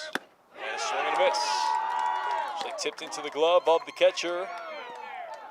And again, sloppy throw-rounds today in this inning. And a sloppy throwback to the catcher was from Meadows. He wanted that baseball. No, I guess he doesn't want that baseball, as home plate umpire was like, no, you take that ball out of play. I don't know why. Anyways, that's a strikeout for Meadows here in the 5th. First out of the inning. Now it's Lyndon Weaver, who has been tough to get out. He hits that one hard, but fouls it back over our heads here. 0-1. Weaver on the ball game, 2 for 2. Double and a triple. That one misses outside, and it's 1-1. Weaver second on the team in home runs with 6. Only trailing Jared Emery, who's got 7. That one sits high. And it's 2-1. Both pitchers working quickly now. We like this. That one's hammered down the right field line. Looks like it'll stay in play, but will the right fielder have room? He does, and crashes into the wall, bounces off the wall. Good play by Horsley, who's been busy out there in right field, and that's the second out of the inning. First time Weaver's been retired in the ball game. 2 up, 2 down for the Tigers. And now that'll bring up the first baseman, Eddie Satiski, who walked and scored the game's only run in the first inning and flew out to right. Satiski on the season, 4 home runs himself. He leads the team in RBIs with 38. Taking the pitch from Meadows, and that one pours in for a strike. Outfield pretty straight away against Satiski, maybe a step towards left. That one's hammered deep to left center field. Going back is the center fielder, Conley, still going out to the track at the wall, and makes the grab just shy of the wall onto the warning track. And Satiski hit it well, gave it a ride, so to speak, but no Tiger bomb on that one. Just a loud out. So 3 up, 3 down for the Tigers. No runs, no hits, nobody left on base. We played 5 here at Tiger Stadium. 1-0 Tigers here on the Tigers Television Network.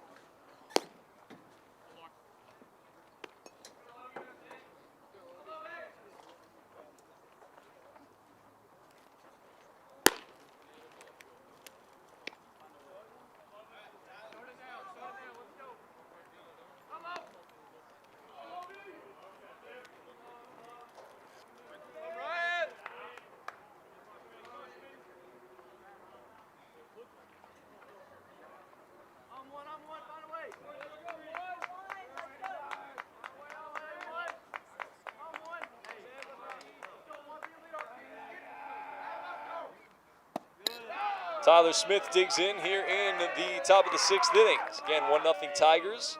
No runs, 2 hits, 1 error for the Bucks. 1 run, 3 hits, and 2 errors for the Tigers. It'll be Smith, Gunter, and Birdsong. That one misses wide, and now it's 2-0.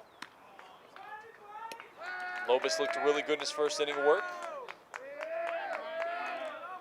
What did Cam end up with?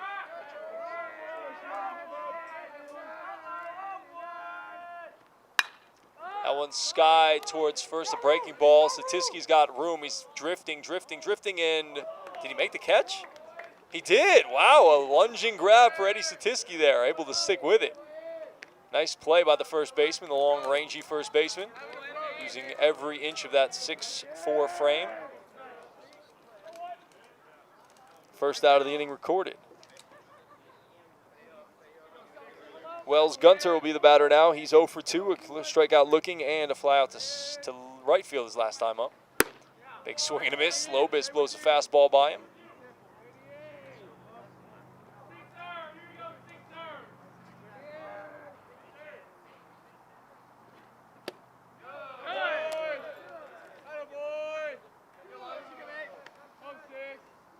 Outfield shifted a little bit, maybe a step and a half or 2 towards left.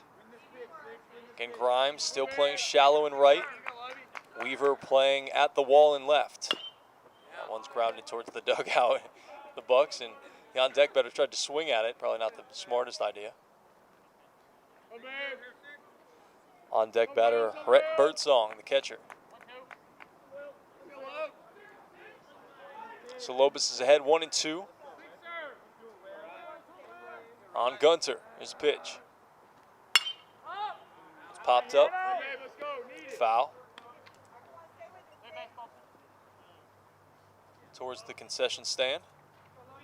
Who we heard was inundated with requests during that delay and did not have enough food prepared for all of the people that wanted to come get some food and some grub. 1-2.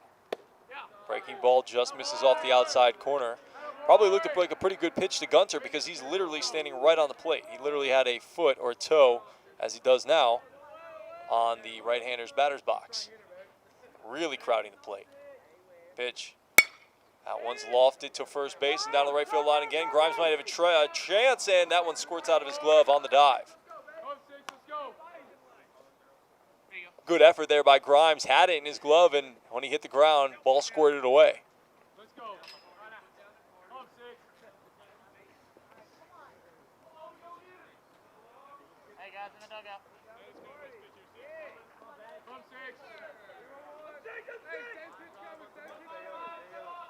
Count remains 2-2.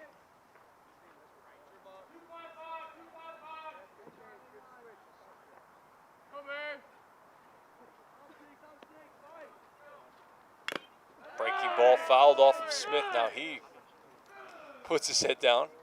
Tough job being a catcher. Never, ever had any desire to be a catcher. I mean, I know you're involved in every play, but you take a lot of punishment back there, and you've got to squat down the entire game, and it's hot usually during the spring and the summer, and you got all the extra gear on. If you're trying to lose weight and sweat off some pounds, that's not a bad way to be. But there's a breaking ball that does not break enough. As Gunter, very excited, getting hit by the pitch, turning to the dugout, saying, "Let's go," in a much more excited tone than I just gave it to you. Didn't want to blow your eardrums out. But, nevertheless, 1 runner on. Another walk for the Bucks. They've got plenty of them in this game. It's an HBP, I think the 3rd HBP of this game. Rhett Birdsong's the batter now. And he laces one to left center. A late jump was Weaver. Is he going to have a time to get it? He does. Towards the left center gap and playing it back in. And Gunter will have to retreat. Birdsong hit it well. Weaver up to the task, 2 away.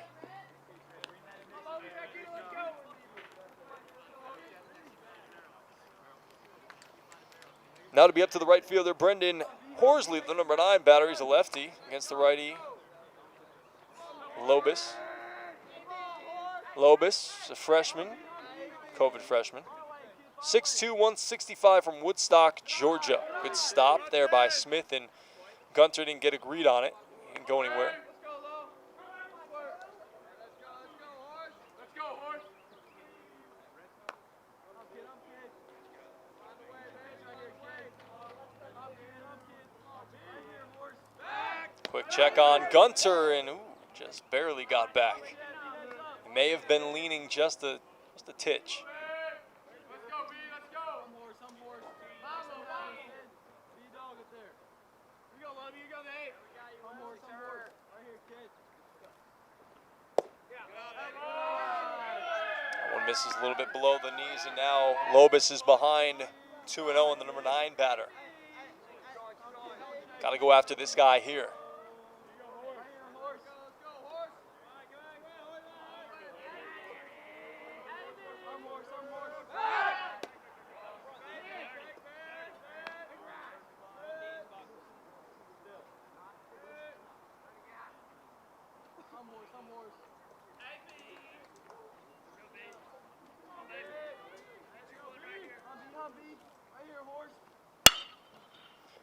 Horsley gets one on the ground to second base. Hobbs up with it, throws a little bit low, but Satiski's got it. Didn't need to even pick it, and that'll end the threat for the Bucks in the 6th inning. No runs, no hits. 1 runner left on base after 5.5. 1-0 Tigers as we go to the bottom of the 6th here on the Tigers Television Network.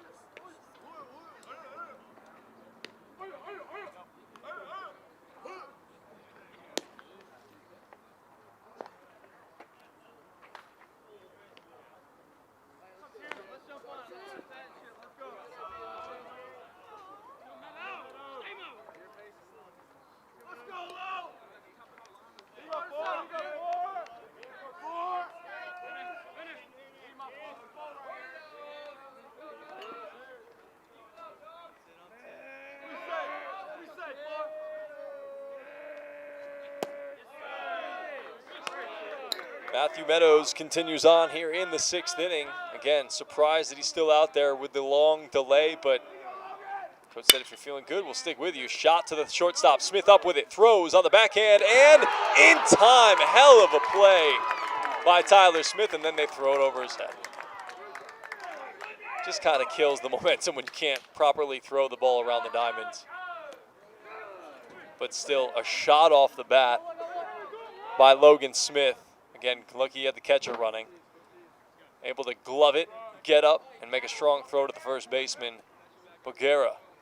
One away.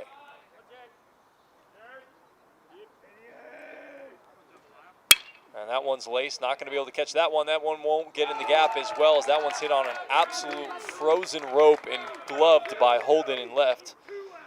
So a couple of pitches, couple of outs, as that's been a thing here for Meadows. Is he's been getting a lot of one-pitch outs in this game. That's why he's probably been able to stay in it. As Emery lines out to left. 2 away. Now Cam Grimes will be the batter. Grimes a big swing and a miss. Not wasting any time. Was hit by pitches last time up. Was cut down on a fielder's choice and struck out his first time.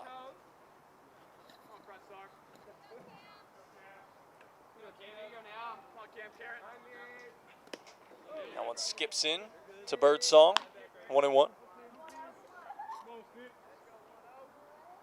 Grimes, a sophomore. Catcher, third baseman, 5'9", 185 from Mechanicsville, Virginia. One sits a little bit high, and it's 2-1. Again, I wish you could be with us here for this ball game. Beautiful day out here today. And shout out to the 67 of you watching right now at home. Parents, family members, friends. Game 2 of this playoff series for Chattanooga State and Motlow State. Motlow State won the first game 13-7. It's game 2 of the TCCAA playoffs. That one's filleted down the right field line and out of play. Count remains at 2-2.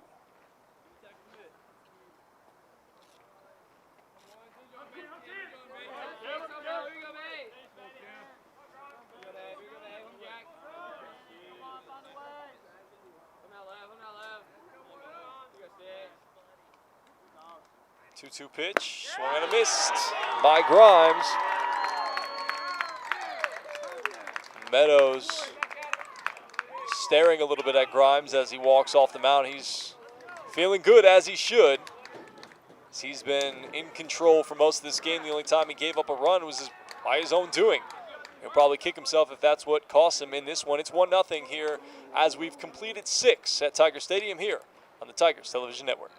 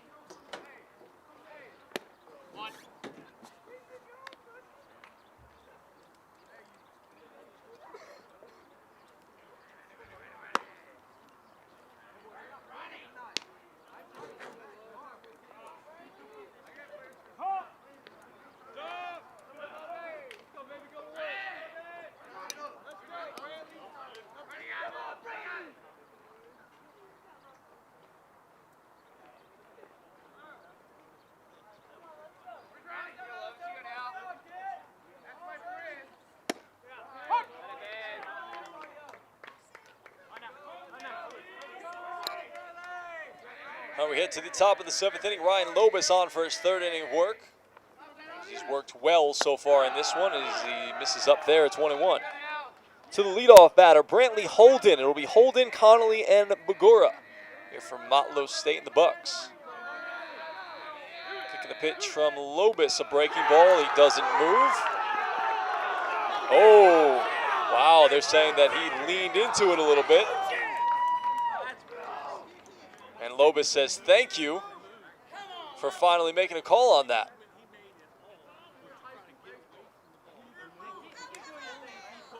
He didn't even move. You don't get a warning. Do you want to go? Okay. Oh, the coach from Motlow State not happy about it, as you can hear. Glad we can hear some of these conversations. Coach is saying that that one hit him in the back. I don't know if it hit him in the back. It looked like it hit him in the shoulder.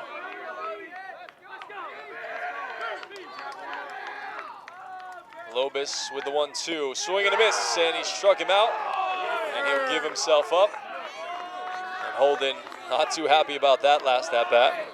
But Lobus will get the strikeout, and Lobus is, again, feeling good. And this is the Motlow State crowd here not too happy about that last call by the home plate umpire. But nevertheless, for 1 out, now to be up to Jack Connolly, your center fielder today for the Bucks. That one swung on and dribbled right in front of home plate. And a great play by Smith, and he tags out the batter Connolly, and that's another quick out. And it's not a good job by Connolly. Got to run that one out. Don't take other things that have happened into that box. Play this pitch. Who gives a fuck about that call? And And the coach from Motlow State imploring his team not to worry about anything that happened other than what's happening in this next pitch. And that pitch is a strike to Bagora, and Bagora doesn't like that call either. As Lobus is working quick and with a nice pace now. Breaking ball swung on and missed by Bagora. Now the outfield will adjust itself more towards normal. Still swung a little bit around towards left, but not quite as much. Here's the 0-2. That one's laced to right. And Grimes is going to have to play it on the ground as he tried to fake that it was in the air for some reason. And that'll be a 2-out single for Jeremy Bagora, his second of the ball game. One to the left, one to the right. So 2-out base runner for the Bucks. Ethan Anderson will be the batter now. He is 1 for 3. Grounded into a double play his first time up, 5-4-3, a single in the third, and flew out to center in the fifth. He laces that one short right at Clark. He makes the play. And the Tigers hold on to their skinny 1-0 lead as we head to the bottom of the 7th inning here at Tiger Stadium. 1-0 Tigers here on the Tiger Television Network.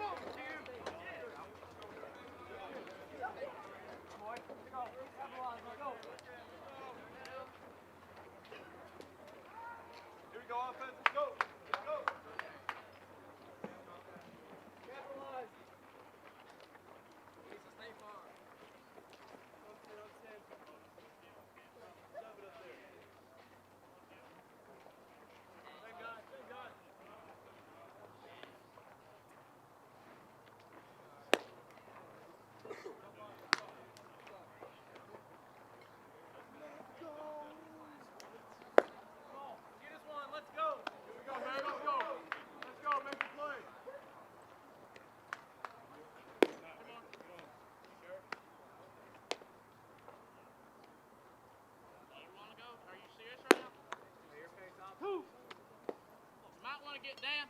Take care of him, please. One. What, sir? Take care of him right here, please. What do you do? He's smarting off. I don't want to hear it.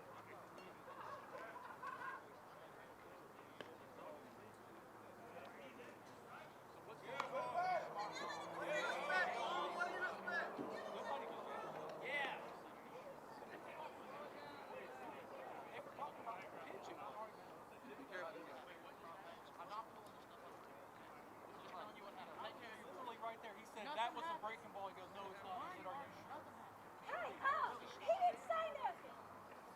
All he said was, yes, sir, let's go. That's all he said. Hey, let's go. Hey, with me? On, Jose!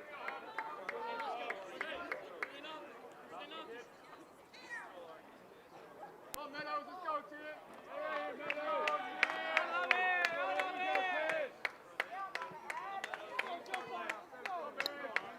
Tigers clinging to a 1-0 lead here in the bottom of the 7th. Matthew Meadows still on the mound, and that's a laced base hit down the left field line by James Hobbs. Cut off by the left fielder Holden, but it won't matter. Hobbs cruises into second base with a leadoff double.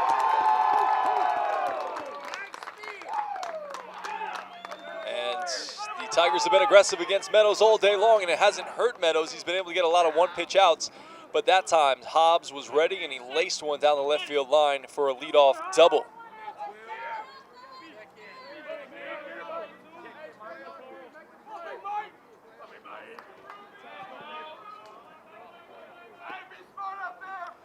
Now let's see how the Tigers want to play this, and Coach Dennis, it's Will Duncan. No, it will be a pinch hitter, it looks like.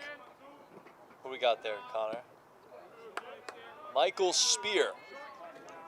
A terrific bunter. Let's see if he'll lay one down. I remember the first time I called the game with Spear playing. He laid down the beauty of a bunt for a base hit. Let's see what he's doing here. He's going to bunt. That one's away. They're going to throw behind the runner. Birdsong does, and not in time. Smith does look good there at shortstop. He's very smooth at short. Not in time to get Hobbs. Let's see if Spear continues to bunt here. He's in for Will Duncan. This is a big spot. The Tigers trying to engineer a run here, manufacture a run. Third baseman Givens playing it on the grass. Boguera creeping in at first. Let's go. Let's go. This is an interesting play. Spear's going to try to push it to the third baseman and make the third baseman field it. That's what you want to do here if you're the batter. I want to give the pitcher or the first baseman an opportunity. He's bunting, and that one's high. And it's 2-0 now to Spear. Meadows doesn't want to walk him. This should be a good pitch to bunt on. Again, if you bunt this towards the pitcher or the first baseman or right out in front of home plate for the catcher, they've got a chance at third base. Generally what you want to do is you want to get this one towards the third baseman, as he'll, as you see, he's kind of angled in his stance so he can see the runner and the bunt. And that one's popped up, and that'll get out of play from Spear. Good pitch to bunt, just, again, fouled it away.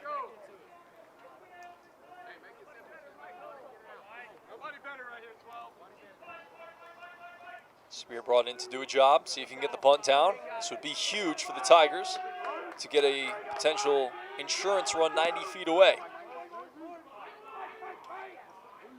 You'll see the second baseman, Gunter, cheating way over towards first. So if Spear were to surprise and swing, which he's not, unless he's going to pull back, the Butcher Boy, and he got one, he hits him in the helmet. So that works out better for the Tigers anyways.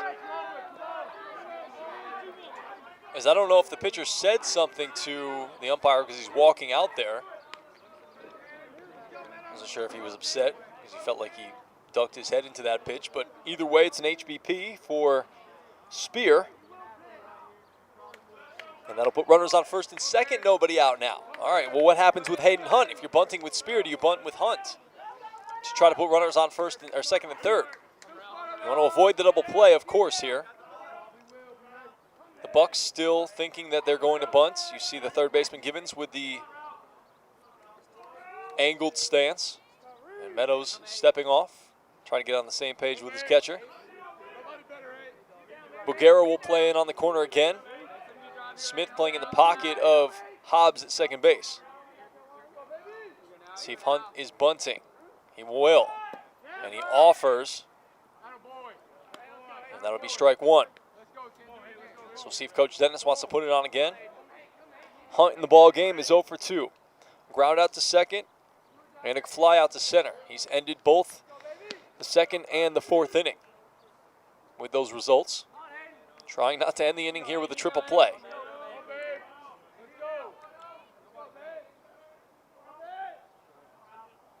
Not bunting, and he pops that one up. It's not going to do it. As that's an infield fly, the batter will be out. Boguera makes the catch anyway, so that's a big first out for Meadows.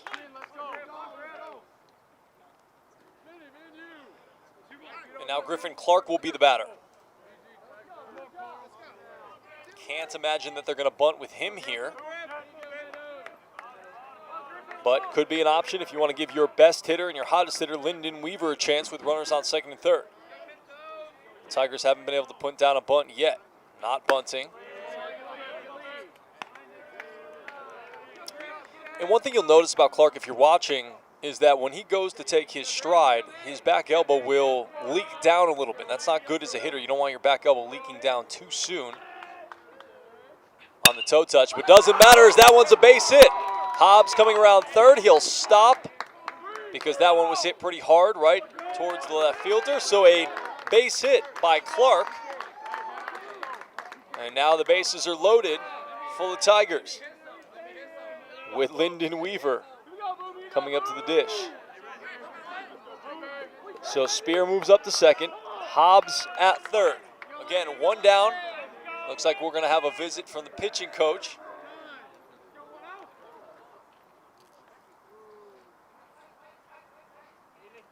And the entire infield will come in for the conversation as the Bucks have a right-hander warming. That right-hander will be Bryce Valero in the pen, who is sporting about a 10 ERA.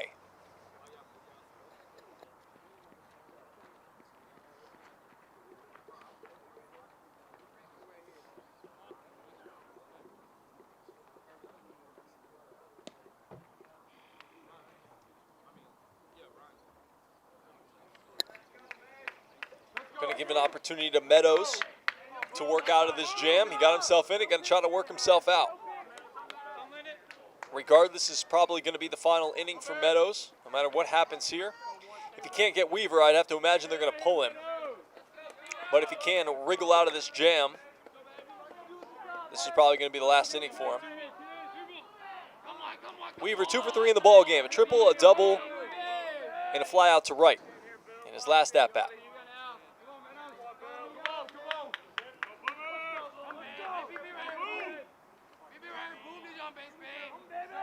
First pitch to Weaver. Swung on and driven to center. Going back is Connolly. He settles under it. Now he comes in. They're going to look to throw to third. Both runners looking to tag up. They flip to second. Not in time. As the run scores, so that'll be an RBI sac fly for Lyndon Weaver. And the Tigers now have a 2-0 lead. That's exactly what the Tigers needed. Now they're 2 away as Hobbs scores. It was a deep enough fly ball to allow Spear to go to third and Griffin Clark to go to second. So they'll intentionally walk Eddie Satiski, who tips his hat or his helmet at Meadows. And Meadows had a couple of words for him. I'm a little surprised at this one. You're walking Satiski to get to Logan Smith, one of the better hitters of the season, but it is what it is. So the bases are loaded now with 2 away, and Logan Smith looking to break this one open for the Tigers here in the bottom of the 7th. First pitch misses inside for a ball.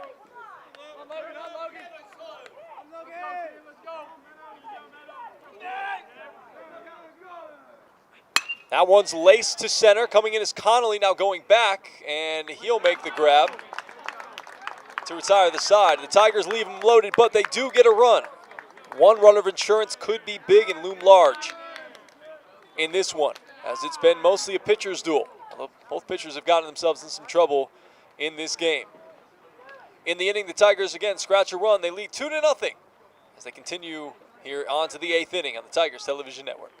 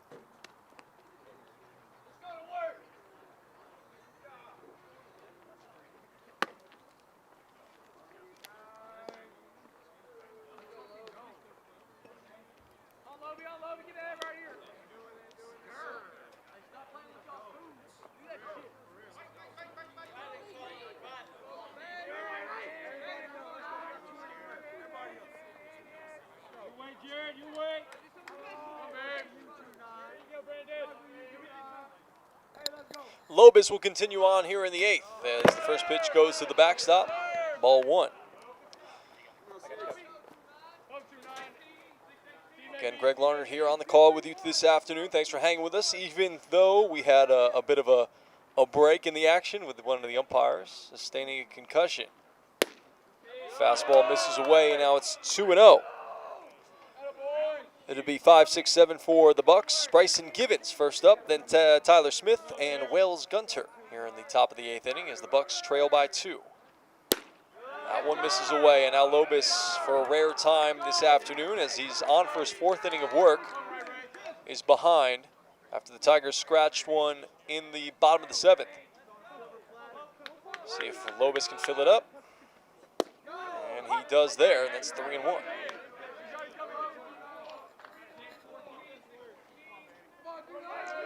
Gibbons, 0 for 3 in the ball game. Reached on an error, struck out, and grounded the 3rd. His last time up, and he skies that one. It's a medium depth left center. Coming over is the center fielder Hunt. He'll call off Weaver and make the grab. 1 away. So after falling behind 3-0, Lobis comes back to get the out. Critical first out of this inning after they scratch a run to the Tigers. Got to see if he can hold the Bucks here, as the Tigers season is on the line. Backs up against the wall after they lost game 1 yesterday. First pitch in there for a strike, and the home plate umpire had his hand up like, hey, hold on. And then literally right as he dropped it, as you saw, Lobis started with his windup, and Smith wasn't ready. He tried to call time again, and home plate umpire didn't grant it. 0-2 now, and now Smith will take a little walk, as the home plate umpire says, hey, don't go too far, son. As he can clearly tell, he's not happy. If this one's close, I'd implore Smith to swing. That one just missed. Good 0-2 pitch there, though, from Lobis. Again, fastball just off the corner of the plate, and Smith is right back in the box, ready to hit.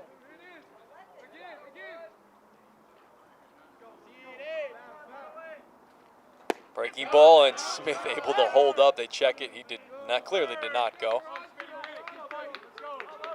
I like Smith's demeanor on the field here. He's smooth at short and good in the dish, at the dish as well.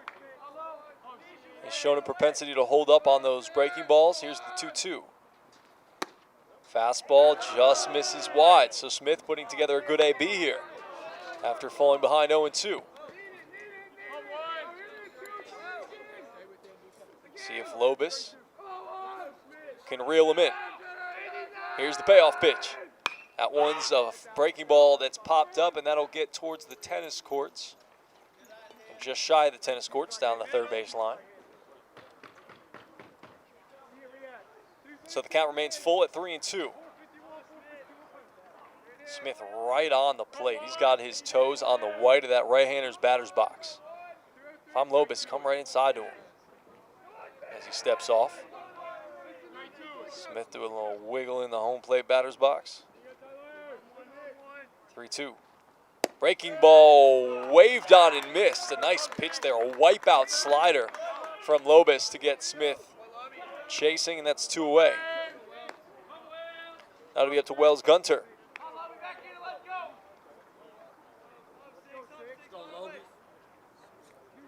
Second strikeout for Lobis. This being his 4th inning of work. He came on in the 5th in relief of Cam Hansen, who struggled through 4, but was able to work through without his good stuff to hold the Bucks to no runs over those 4 innings.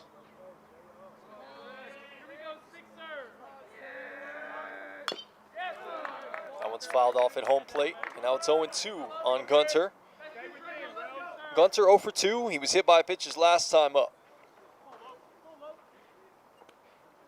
Lobis trying to get the Tigers back in the dugout.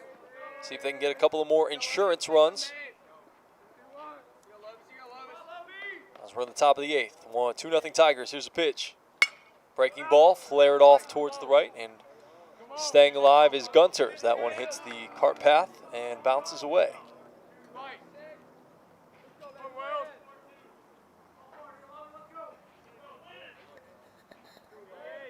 Infield and outfield straightaway. Here's the 0-2 pitch. Fastball grounded to short. Coming over is Clark. He circles it, steadies, throws, and in time. Good fundamental play there from Clark. As you saw, he got around that ground ball, got his momentum going towards first base, and able to get the put out to end the top of the 8th inning. Tigers continue to lead here. No runs, no hits, nobody left on. 2-0 Tigers as we head to the bottom of the 8th here on the Tigers Television Network.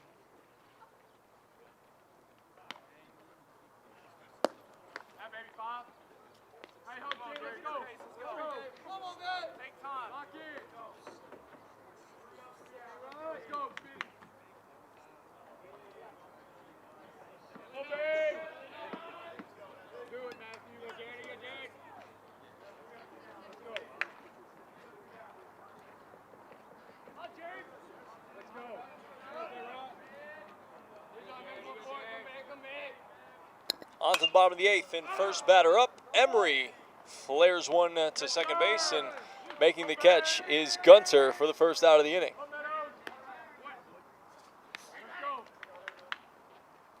One pitch, one out, and Meadows is still on the bump.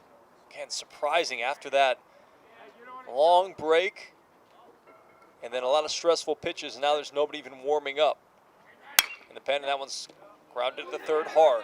Givens corrals, throws, and off the base is the first baseman, Boguera, as Givens, again, tried to smother that one.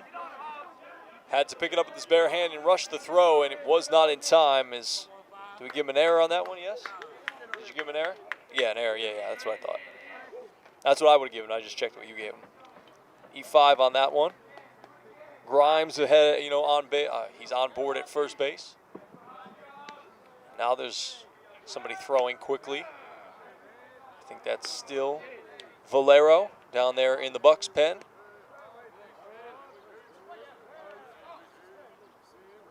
James Hobbs, the batter now, the second baseman. Pitch, that one's hit right off the head of Birdsong.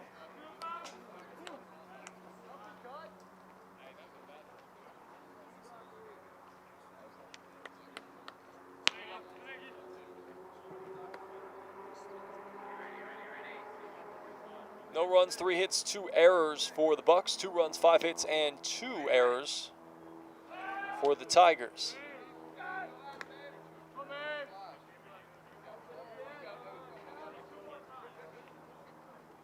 Hobbs in the ball game, 1 for 3. Swing and a miss. They're going to throw behind the runner. Birdsong does. Nice stop by Boguera to get down to a knee and make sure he kept that one in front of him.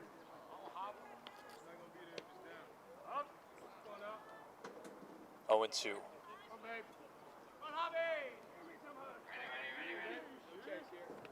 Another check on the runner, and he's maybe leaning a little bit. Was Grimes. As I mentioned, Hobbs 1 for 3, flew out to right in the second. Fielder's choice in the 4th, and a double his last time up. He swings over that breaking ball, and that's 2 away.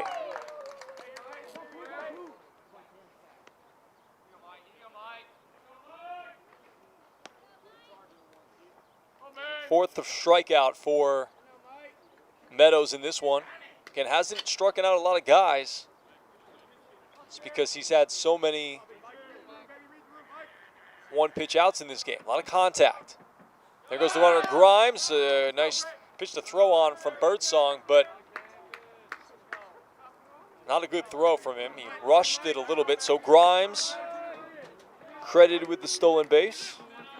And that'll put himself in scoring position with 2 outs now for Michael Spear, who's got an opportunity here with the runner in scoring position. Spear, only 35 at-bats this season, but hitting .343 in those 35 at-bats. That one goes to the backstop. Grimes, is going to be a play on third, and he's there safely as Birdsong played that one perfectly off the backstop. As you probably heard from our microphone behind the backstop there. So the wild pitch advances Grimes to third base now. Stolen base and a wild pitch. And now the runner is 90 feet away as the pitching coach will come out to have a quick chat with Meadows. Try to settle him in here. Again, at this point, it's 2-0. Spear, again, not many at-bats on this year, but has done a good job. Do you want to go after him, or would you rather go after Hayden Hunt, who hasn't looked good in this game? Swinging the bat at least. Spear, as I mentioned, .343, 16 games, 12 starts, 35 ABs, 12 runs, 5 doubles, 8 RBIs, and an on-base percentage of .440. They're going to throw behind the runner, and it gets away! And that'll be another run for the Tigers. 2 unforced errors costing the Bucks 2 runs in this ball game, and if they lose this game, they'll look back at that, and they'll have to look themselves in the mirror. As Michael Jackson once said, the man in the mirror is always the one that you have to look at, and it's going to cost the Bucks 2 runs in this ball game, as that was not necessary at that time by the catcher Birdsong. And that'll be a walk for Spear. He got hit last time, and he'll take his walk this time. So he can walk it out, and it'll be up to Hayden Hunt.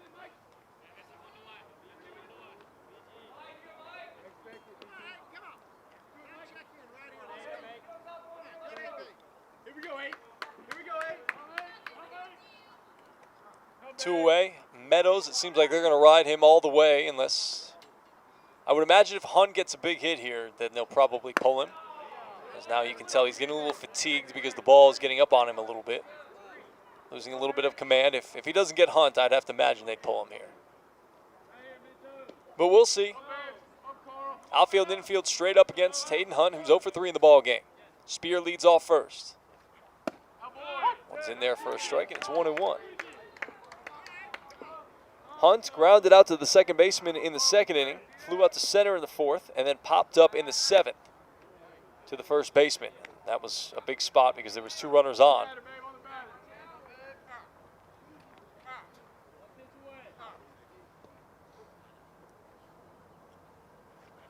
That one's pounded to short. Smith coming in, grabs it on a hop. They try to go the short way and get Spear, and they do. Good play by Smith. And Meadows' day will be done, I would presume, even if the Bucks come back here and get the 3 runs. But in the inning, the Tigers tack on another. It's 3-0 Tigers as we head to the top of the ninth here on the Tigers Television Network.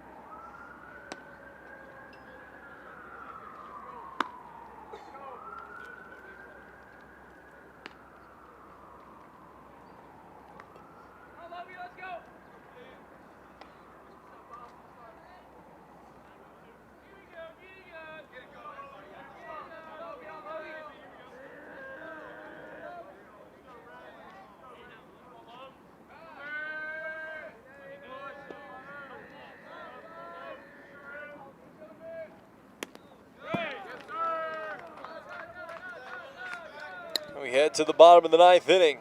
And Lobos throws that one to the backstop. Lobos going to try to get a 5-inning save. You don't generally see that too often. But he entered in a 1-0 game. Now it's 3-0. Tigers leading, and that one bends in for a strike.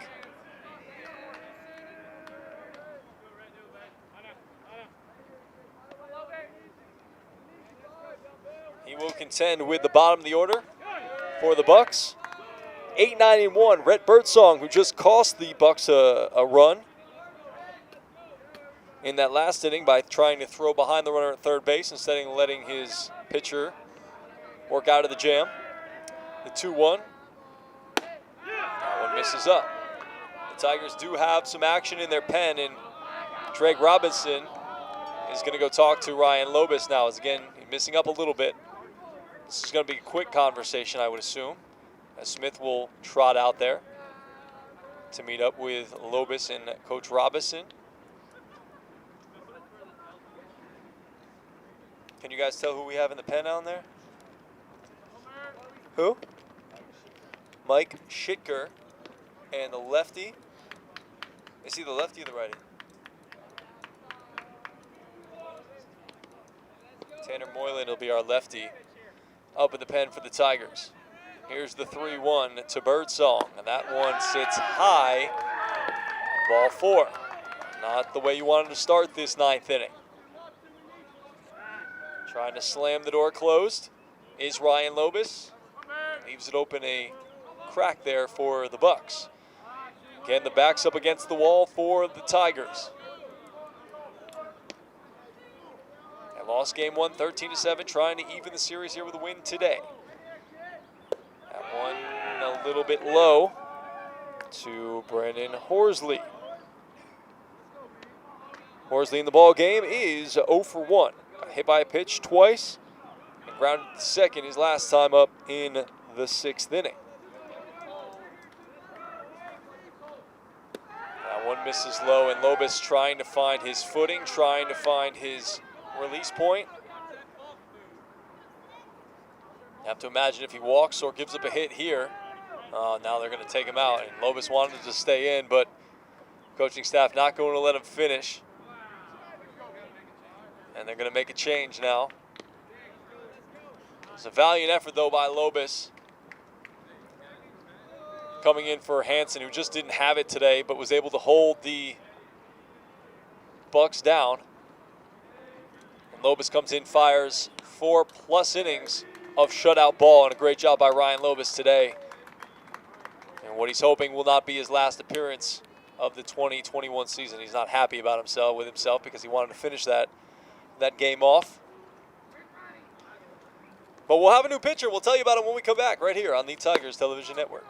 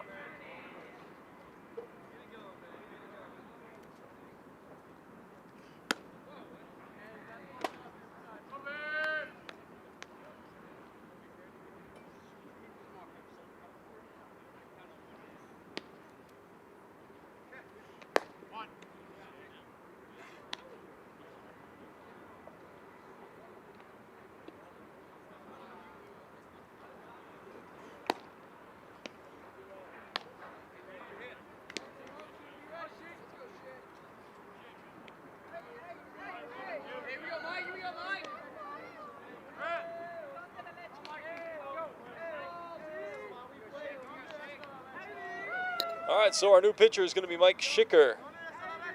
He's thrown 15 innings this season. He's got 2 saves.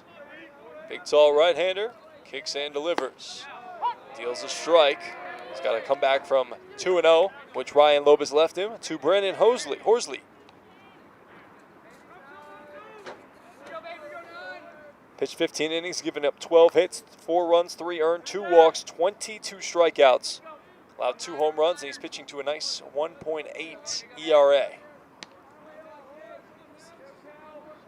A converted catcher, now on the bump, and that one's lofted down the left field line. It's going to be a long run to left fielder Weaver, but that one gets out of play. And the count evens now at 2-2. Schicker's a freshman, 6'3", 205 pounds, from North Riverside, Illinois. Come from far and wide to come down here to play for Coach Dennis. It's Chattanooga State baseball program. Heard that Cleveland State upset Walter State yesterday in their first game of their weekend series, playoff series. The Senators can even things up today. Haven't seen a score on that. That one misses wide, and it's 3-2. Still got a lefty in the pen for the Tigers. Schicker trying to work out.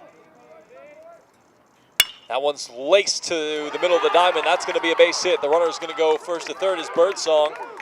And it's played back into second base. And now the Bucks have runners on the corners with nobody out.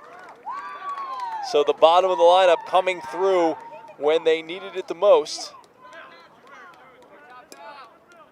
for the Bucks. A walk and a base hit, and the Bucks are set up with runners on first and third. I wonder if they try to steal a run here by sending the runner at first base. They've got the leadoff batter up, Brantley Holden now. to face Schicker. That one misses high, and it's 1-0. Again, Tigers trying to force game 3 tomorrow. Be at 2 o'clock. Got to get 3 more outs, though, in this one in order to do so.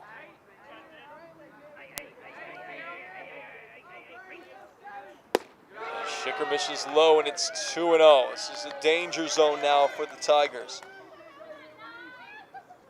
Got to be able to throw strikes.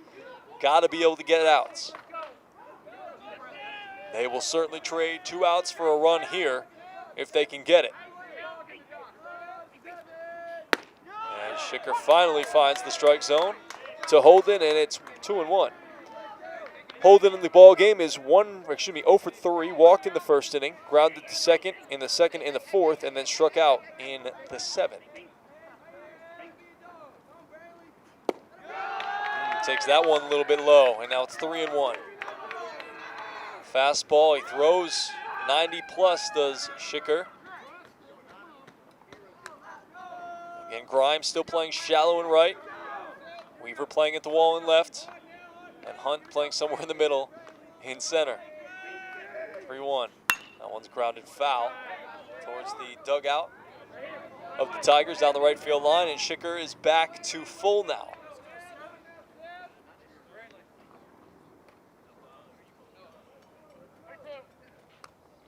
The middle not playing quite double play depth because Clark is shifted around towards third base. So if there's a ground ball hit to second, he's going to have no play but to go to first. And that one's fouled away in a defensive swing, and a good swing there by Holden to stay in the AB.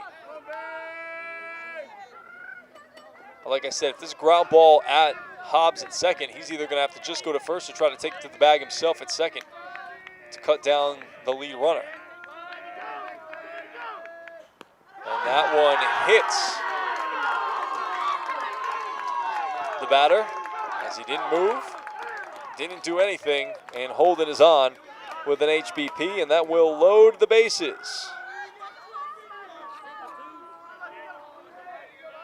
So that pushes Horsley to second. Birdsong still on third. The go-ahead run is at the dish, and it's going to be in the form of Jack Conley.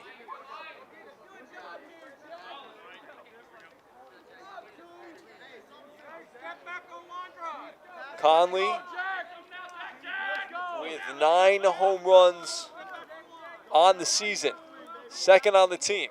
Him and Boguera are the 2 power threats. These are not the guys you want to see if you were the Tigers. You were hoping it wouldn't get this far, but we're here.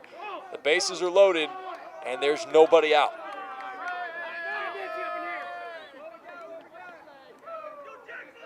Good on the Tigers offense to get their insurance runs in the last 2 innings, and Schicker misses away.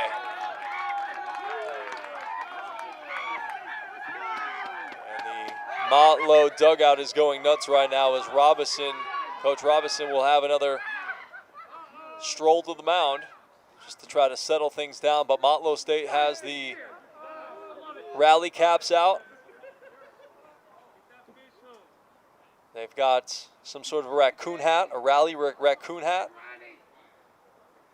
Just trying to calm things down is Coach Robinson. Meeting the minds is over. Hopefully he can settle in now.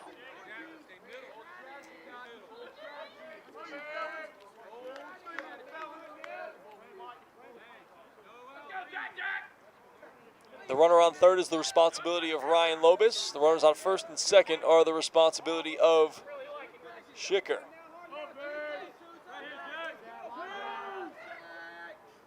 There's a strike on the outside corner. Good job to refocus by Mike Schicker. Count evens at 1. Got to stay there. Got to try to get something on the ground. They'll try to turn 2 up the middle, but again, if there's one hit at the shortstop, I don't know if Hobbs is going to be able to get there. That one's hit right back up the middle. Schicker almost got his bell rung by that one, and 2 runs are going to score.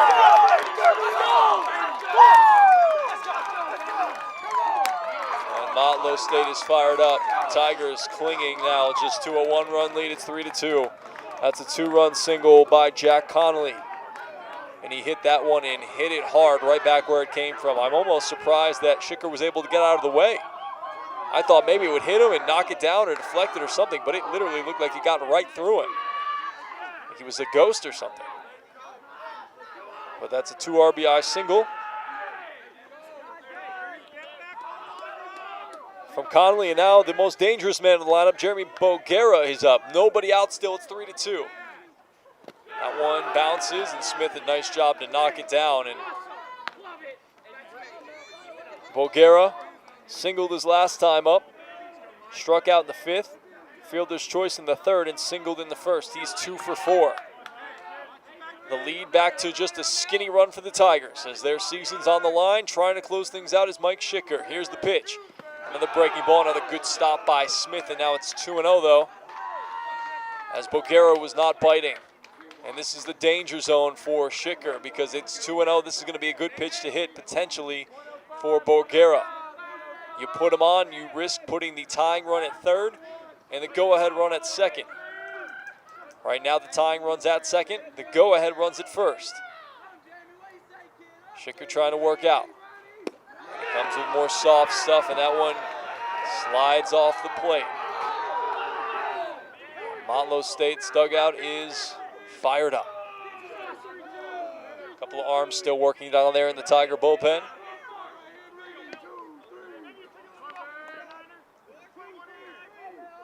3-0. Misses high, and Boguera discards his bat and his arm guard very aggressively, and now the bases are loaded. And this has got to be the end of the line for Schicker, I would imagine. Coach Dennis has his head down, not sure what's going to happen, and it looks like they are going to make a change.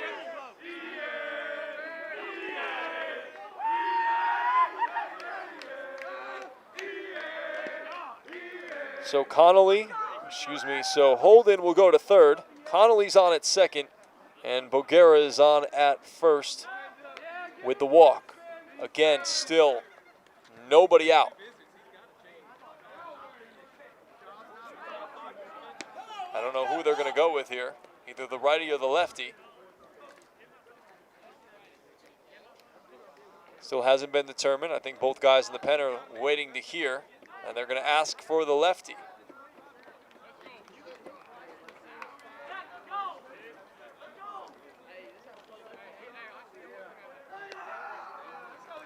It's going to be Tanner Moylan is being tasked to come on and try to extinguish the fire that Motlow State has stoked right now. We'll see if he can do it. We'll tell you more about Tanner Moylan when we come back right here on the Tigers Television Network.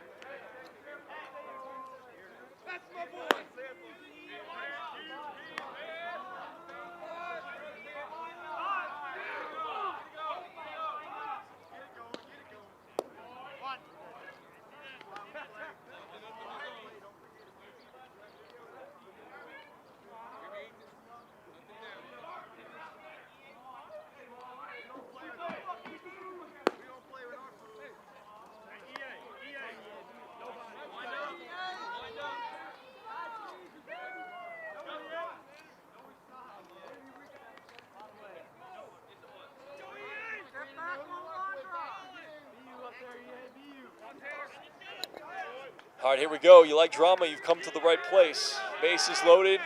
2 runs in already for Motlow State. Tigers with their backs up against the wall. On life support right now with a 1-run lead, bases loaded, nobody outs. And Anderson swings over a breaking ball. Looked like he was trying to hit one of those 2 home runs that he hit yesterday.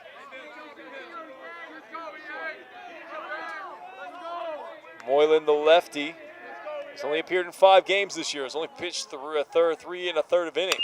And that one's pounded to the third base coach. Good hands by the head coach there. And now he's ahead 0-2 on Ethan Anderson, who's 1 for 4 in the ball game. Grounded into a double play in the first, singled in the third, flew out to center in the 5th, and lined out to the shortstop his last time up in the 7th. Here's the 0-2. A breaking ball, missed, and nobody's going anywhere. As Smith able to keep that one in front of him. Moylan in his 3 1/3 innings, 2 hits, 3 runs, 3 earned, 1 walk, 2 strikeouts, pitching to an 8 ERA. Trying to get the most important outs of the season right now for the Tigers. Again, Motlow State won the first game. If Chattanooga State fails to win this game, the season will be over. If they win and hold on, we'll see you tomorrow afternoon.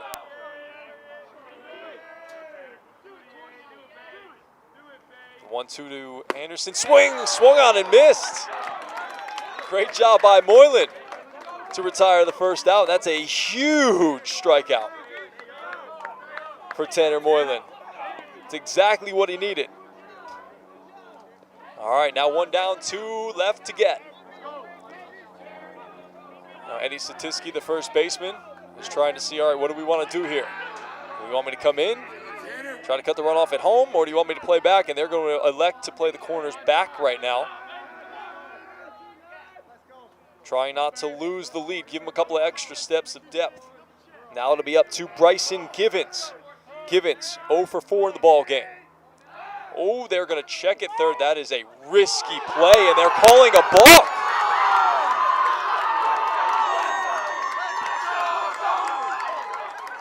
I don't know what happened here. I'm going to see if we can look back on the replay.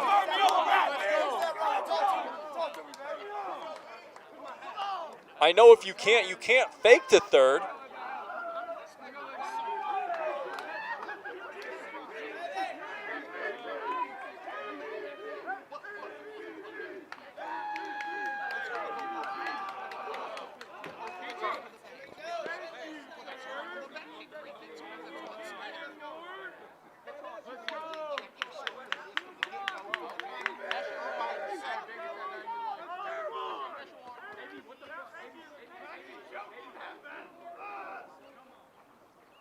Well, not sure exactly what happened there, but I didn't see a balk.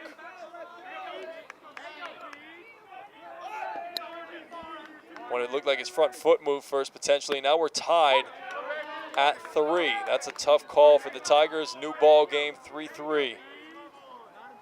As the balk will score the run. And now the infield has to come in for the Tigers. They've got to cut the run down. Runners on second and third. Tied at 3.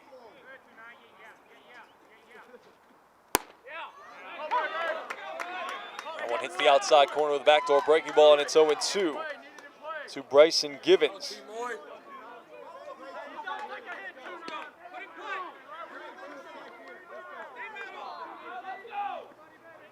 Moylan trying to keep it right here. Here's the pitch. Breaking ball, hammered to third. Not going to come home. They throw it home, and now there's no play.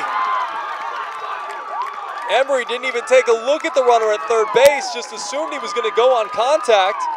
And at that point, you have to have good peripheral vision and see that the runner at third's not going anywhere. You can maybe even just take a look at him to see where he's at. He just assumed, and you know what happens when you assume? I don't have to say it. Instead, they could have had 2 outs with runners on second and third. Now there's still 1 out with the bases loaded. This inning has not gone well for the Tigers, but they haven't relinquished the lead just yet fully, where the Bucks have taken the lead, so they can still win it in the bottom half. with just one run, but he's going to have to get past Tyler Smith here. So the bases loaded, one down, corners in, middle back. Breaking ball misses as Smith blocks it up.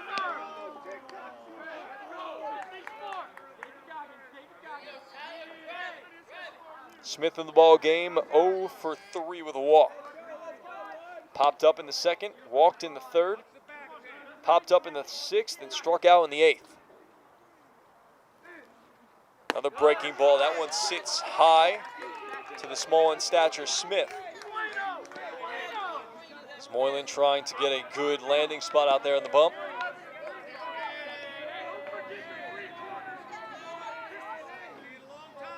High drama out here at Tiger Field. Tied at 3, bases loaded for Motlow. Kicking the pitch. On the outside corner, good fastball there by Moylan. Had to spot up, did spot up on 2-0. And a good take there by Smith because that was a pitcher's pitch. That's not one that you can really drive. Grimes playing shallow as he always is in right. Hunt playing in the middle and center, and Weaver playing deep in left. That one's looped to right. Going back on it is Grimes. That'll be deep enough to score the run, and he just barely makes the catch. And they'll play it back in. And the Bucks take the lead 4-3.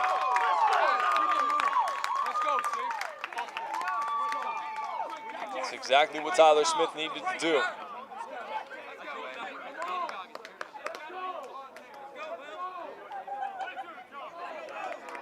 Now it'll be up to Wells Gunter. And the Bucks have officially hit around this inning. As Moylan continues to work. Here's a pitch. Breaking ball misses.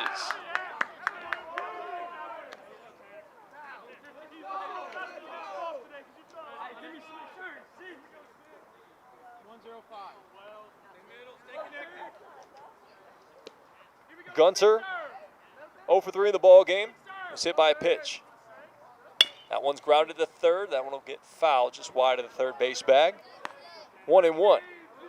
Gunter struck out in the second looking, flew out to right in the third, got hit in the sixth, and grounded out to short his last time up in the eighth. Infield back with 2 outs straight away. Looking to get to the bottom of the ninth.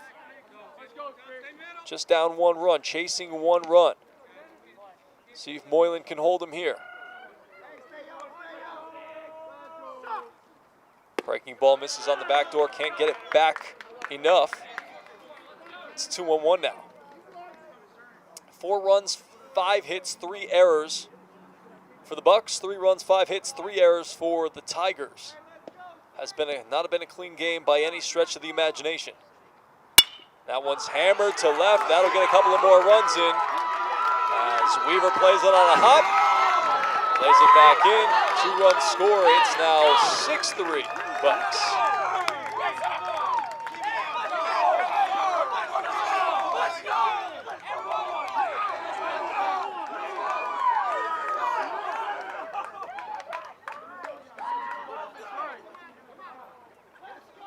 Connolly and Bogora score. Bogora score, I should say. And as I mentioned, 6-3 now. So Moylan not able to shut down the inning. Oh, and they said he did go. Wow. Hard to call from the position of the field umpire there, but said he went around. It's 0-1. Again, there are 2 away. Moylan looking for that final out. That one misses. Does not get away from Smith far enough for the runner to go at first. Gunter. That's Rhett Birdsong, who started this inning with a walk and scored the first of what has been a 6-run inning for the Bucks.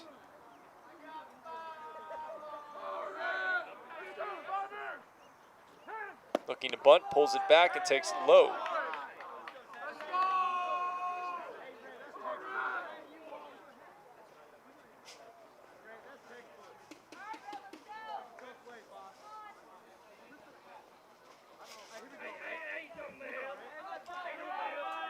Quick check on the runner at first, not going. In the ninth, it'll be Griffin Clark, Lyndon Weaver, and Eddie Satiski, 9, 1, and 2 for the Tigers. As things have fallen apart here in the ninth. Defensive swing on 2-1, not generally the swing you're looking for if you're Red Birdsong.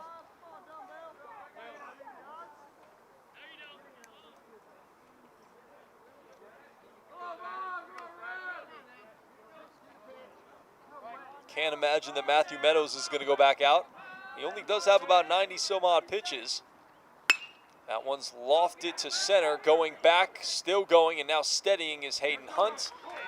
He makes the grab to finally retire the side. But in the inning, there were a couple of hits, there were 6 runs, and the Bucks have taken a 6-3 lead over the Tigers. We'll see if the Tigers have some magic left with their backs now squarely up against the wall and backed into a corner, down 3. Last 3 outs of their season potentially here coming up next right here on the Tigers Television Network.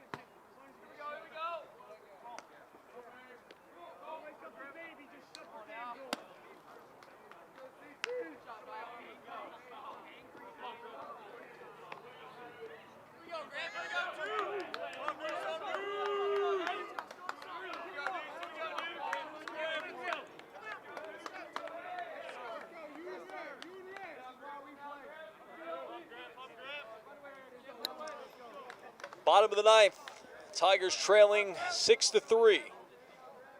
Last licks potentially of their season. Let's see if they can scratch and crawl their way back. Claw their way back. There we go. Sometimes words are hard. We've got a new pitcher as we transition out of that debacle. Colt Taylor is your pitcher. He has appeared in 12 games, started 1. Side-winding right-hander deals to Griffin Clark. Taylor has pitched to a 3.38 ERA. He's recorded 1 save in 21 1/3 innings. Walk 13, fan 28. 1-1 to Clark. That one backs up inside and misses. Clark in the ball game is 1 for 3. He singled his last time up. See if he can get on base here. Got to get on base in some way to get things going for the Tigers. That one misses. Ooh. Looked like Rhett Birdsong brought that one back, and now it's 2-2. Tough call on Clark there. See if you can fight back, got to shorten up, see if you can put something in play, make something happen. Swing and a miss on a breaking ball. As Taylor's fired up on that one. big first out for the Bucks. Tigers down to their final 2 outs, and Lyndon Weaver will be the batter. He's been their best hitter so far today. Couple of extra base hits, double and a triple to begin his day, and then flew out to right. And a sac fly as last time as he pops that one deep to right center. Going back is the right fielder, feeling for the fence, and he makes the grab as Weaver just barely missed a solo shot on that one. And now the Tigers are down to their final out of the season.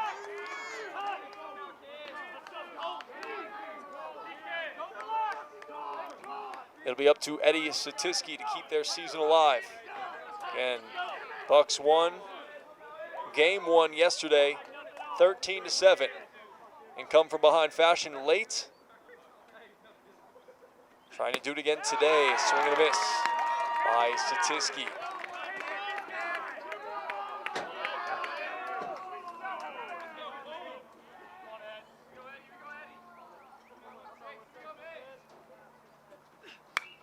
That one's fouled back. Hit it pretty solidly, but fouled it back to the screen, and now it's 0-2. Colt Taylor looking and feeling good like he should right now. In a bit of a groove. Ready to get back on the bump and hopefully pitch Motlow on to the next round of the playoffs. Be a disappointing end to the Tigers season if he does. Satiski choking up. That one's popped up. Is it going to stay in play? It looks like it will.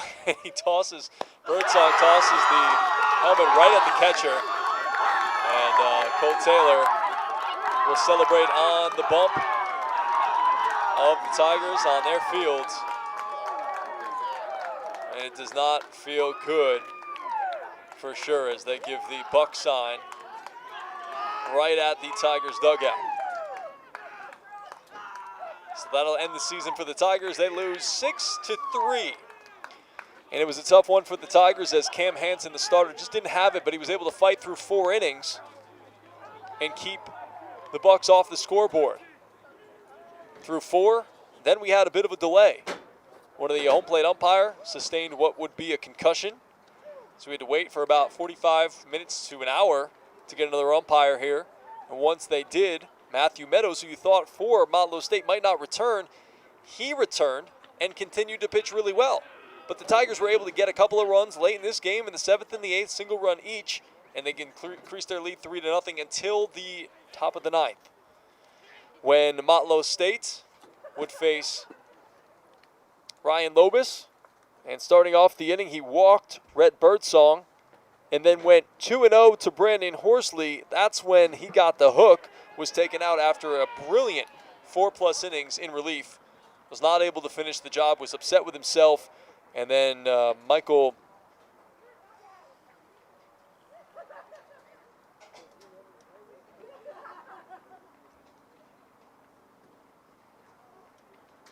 Mike Schicker came in, and he just didn't have it today as well. He allowed a hit to Horsley, then hit Holden, and then it was the 2 RBI single by Jack Connolly to bring in 2 to make it 3-2. He walked Boguera, then struck out then at that point Moreland came in, the left-hander, struck out Ethan Anderson. Then we had a fielder's choice. Actually, there was the walk, the balk in there to tie the game. A fielder's choice, a sac fly to give the Bucks a 4-3 lead, and then Wells Gunter delivered the knockout blow, 2 RBI single with runners on second and third to give the lead and some insurance to the Bucks as they won 6-3, and the Tigers went down in order 1-2-3 in the bottom of the 9th. So the Tigers season ends a little disappointing fashion. They got to host the first round of the playoffs and were swept away in 2 games on Friday and Saturday, but it was a beautiful day out here, and it's been a joy to be able to call some Tiger baseball games with you here this season. Hopefully we'll be back for more action next season. But let's look at it this way, that it was nice to actually have baseball this season when didn't have baseball last season. Hopefully everybody can stay safe and healthy as we move forward here through this pandemic. Glad we got an opportunity to get out here and play some baseball this season. It was good to see as the Tigers finish their regular season. Let's see if we can find their record at this point as I'm going through my tabs. And they finished the year 29-14. Overall, good winning record on the season, but disappointing end as they again fall here today in the second game of their playoff matchup with Motlow State and are eliminated from the playoffs and the season 6-3. Have a great rest of your day. Don't forget, if you'd like to hear more of me, you can tune in to ESPN 105.1 The Zone, Monday through Friday, 12 to 2 Eastern Standard Time. To get all the action on The Word with G, we'll talk Braves, Lookouts, all things Major League Baseball, a lot of NFL action, the NFL draft coming up, the reaction to everything that happened with the Falcons and the Titans, and of course, Aaron Rodgers Watch 2021, which is a sad state of affairs for me, and hopefully they can get that resolved quick, fast, and in a hurry. So if you enjoyed this, head on over to ESPN 105.1 The Zone for all of the great content that we have Monday through Friday.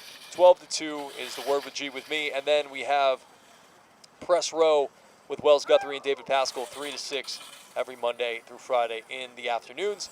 If you want to listen to us online, ESPNChattanooga.com, or you can go to the TuneIn app, download that for free, and search ESPN 105.1 The Zone. Have a great rest of the day and a great rest of your year. Hopefully we'll talk to you on the radio show, and if not, back with more Chattanooga State baseball next season here on the Tigers Television Network.